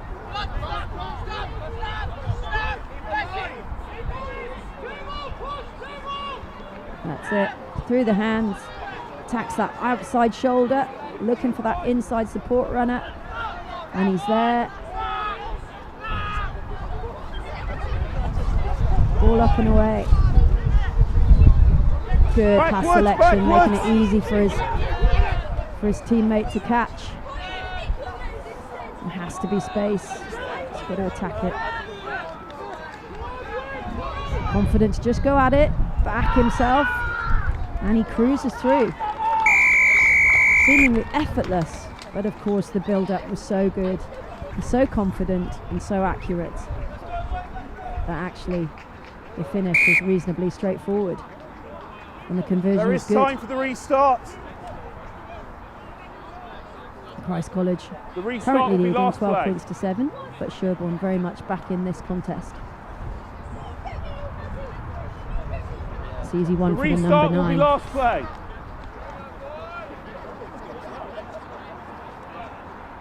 Timmy Yu, try scorer there. Time your runs, boys. Time your runs. And Sherborne with the restart, going long to the right, giving Christ College possession. Christ College decide that it's half time. Half time. Take to the sheds or the 2-minute huddle, as is the reality of it, and have a regroup. So half pretty much dominated by Christ College initially, but Sherborne taking their opportunity when they got possession and building into a really nice score to bring them back into the game. So Christ College looking confident and strong on the ball, particularly around the restarts, giving them opportunities. First one going over, just a dropped off tackle for a nice strong run. This one just offload. Again, that number 12 has been prolific, just attacking the space in between defenders to get his teammate over the line. And Sherborne, as we talked about, back into it, just threading the ball through the phases and getting over the line. So close contest here. Crucial instructions, advice being delivered. Who's taking the lead? Is it the captain? Is it the coach? How much do we empower the players when we're in this kind of situation?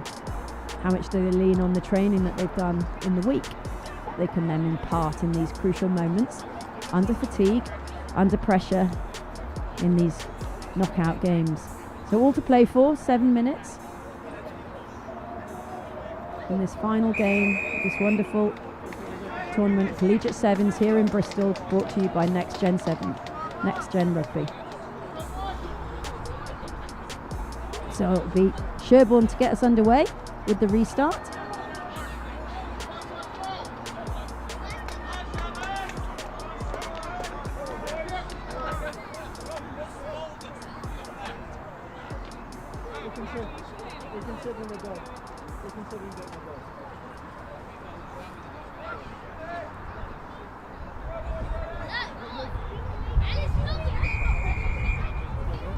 Sherborne go left with a short one. Back off blue. Immediately regain possession. Attacking the line. Good, strong carry. Stay on, boys. Ball up.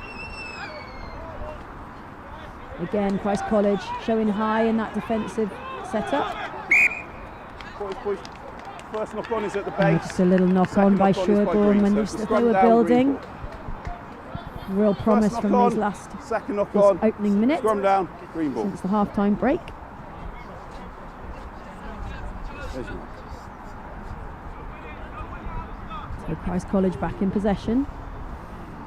Crowd. In the middle of the field. Stack their Bind. backs. 2 to the right, 1 to the left. Set. Sherborne putting their defensive 9 Too much weight, too much in weight. behind, but it doesn't matter. There's a free kick given. Christ College up and away.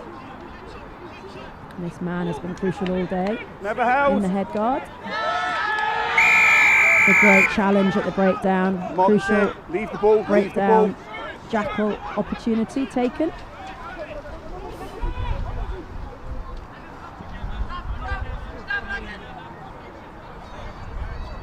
Real good skills here, attacking down that short side. Not held in the Advantage to the high tackle, so tackle, allowed boys. to get Got up penalty and advantage to the high tackle. back on his feet. Advantage over. Oh, well picked up off his bootlaces. Where's his support?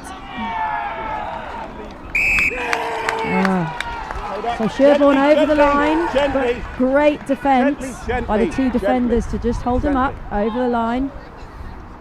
Held up over the goal line. So Scrum goal 5. line drop out. No, Oh. best scrums. Old laws, boys. My Sevens, error. yeah? Seems with Scrum 5. old rules, which is held up over the line, 5 metre scrum. So Sherborne still in possession. Where's your 7? With a 7. fantastic Seven. opportunity in a brilliant Scream like that in position. someone else's face again, you leave the field. Is that clear? Thank you. Yeah? Thank you too. Crowd. Bind. Half-back has a clean Set. break to the short side. It's now being marshalled. Instead, he takes the direct route. Just as the defender was changing his decision, astute half-back, who's been fantastic all day, took route 1 straight off the base and in behind the sticks, which is converted to take the lead for the first time for Sherborne, 14 points to 12. So I'll just see it on the replay here. Scrum wheels. Christ College busy making a decision behind the scrum. Really well taken by the number 2. That man being Edwin Langley, cheat code. Back off blue. Off Well his played foot. back, not gone backwards. Langley back in possession. It's not on the ball, boys. Never on the ball, according to the ref, in that jackal opportunity.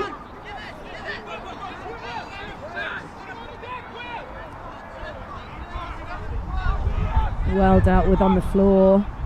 Really good work at the breakdown. Again, that man Langley looking for a weak shoulder. Finds one, finds his teammate, finds an Knock on offload, advantage. but Play the deemed to have advantage to the gone knock on. forward, according what to the comes. ref. No hands, no hands. So Christ College back in possession. Winger, you're offside. No, over here, Sherborne over here. never onside. Over here. This is a tight one in the cup final. A little error, a knock on. It's got to be clean.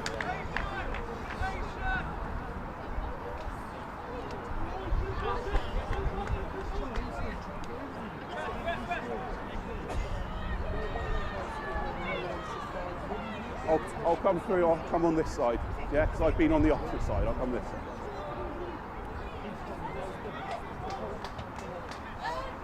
There we go, Sherborne back in possession. Crowd. Really tight game. Opportunity down this short Boys. side if it's not marshalled by the defensive Set. 9. Sherborne are back sitting really deep. You straight out. Oh, Straight out and up. crucial Straight out intervention and up. by the ref. Gives Christ College back possession.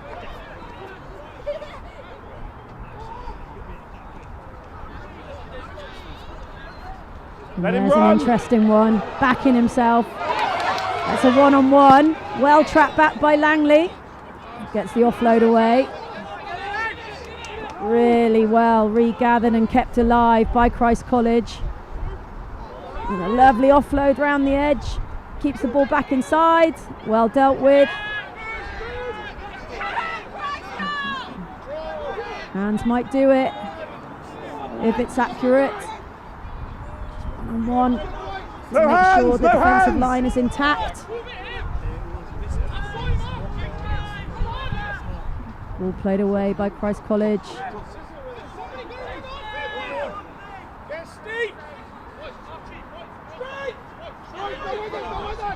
Move the ball patiently through the hands, keeping possession. Claims by that defender, not given by the ref, so through the hands again, dealt with again by the defence. He's on the body, not the ball. Play on, play on. And turned over at the breakdown. Off his foot, play on. Skills shown there. Intentional or not, you make your own luck. Lovely ball back inside by the Sherborne boy. Tackle Finding away. his knee, therefore the tackler has to release. And the option then, put boot to ball, no defense, no sweeper in behind. Langley's on it. Goes to beat for the ball. The support player was behind him, so he is onside. Now here's a crucial decision for the ref to make. Short of the goal line. And he makes it very quickly and very confidently, helped by his official. Come down. Green ball. Callum, you agree? A great toe to ball and awareness from the player in behind that he was This will be onside. last play, boys. Chooses to toe the ball over the line. And then decision by the ref. There was a little knock on as he tried to ground the ball. So Last play, gentlemen. crucial decision. Just a reminder, Sherborne still leading the game, 14 points to 12, but Christ College with a Set. lifeline here. In these final moments.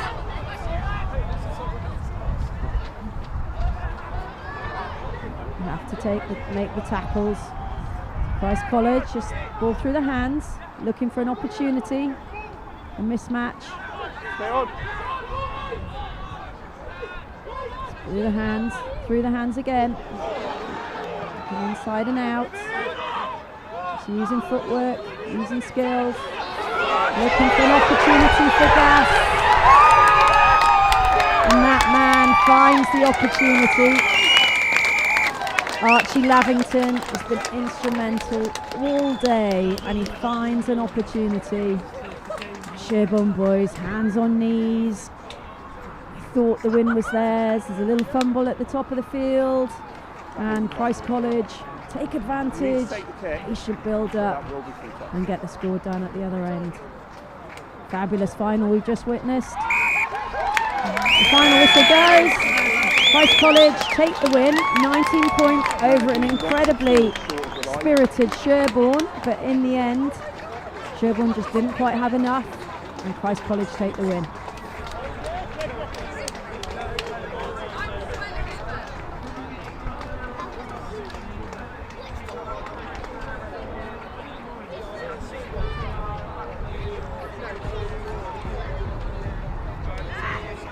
So we'll just see the tries come in again. Christ College very much in the ascendancy at the beginning of this game. Lovely first opening try. Backing himself, then looking for again at number 12, creating opportunities, attacking weak shoulders, looking for support lines, support runners. Sherborne then found a way back into it. Created a nice opportunity. Multi-phase play to stroll over and get themselves back into the game. Second half, first time, was an easy one for Sherborne. Strolling in to take the score to 14-12. This college just hung on, and hung on, and then took an opportunity when they saw it. Deserved winners. And what a fabulous day here at the Collegiate Sevens in Bristol, brought to you by Next Gen Rugby. Fabulous display of skills, of energy, and of rugby sevens. You can see the final score there, taken by Wales. It was a tight one. Christ College Brecon just taking the win over Sherborne school from Dorset, 19 points to 14. And they'll celebrate tonight, they'll recover and they'll learn, and they'll all go again, and we'll see everyone next week in Taunton.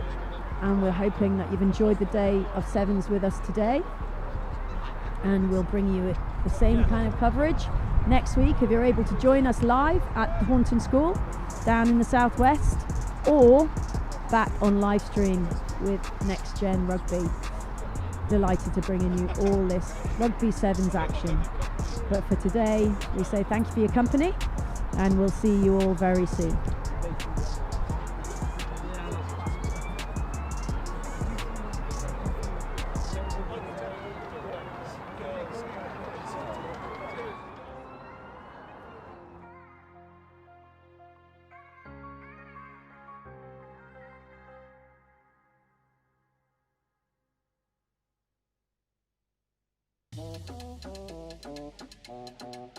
Thank you.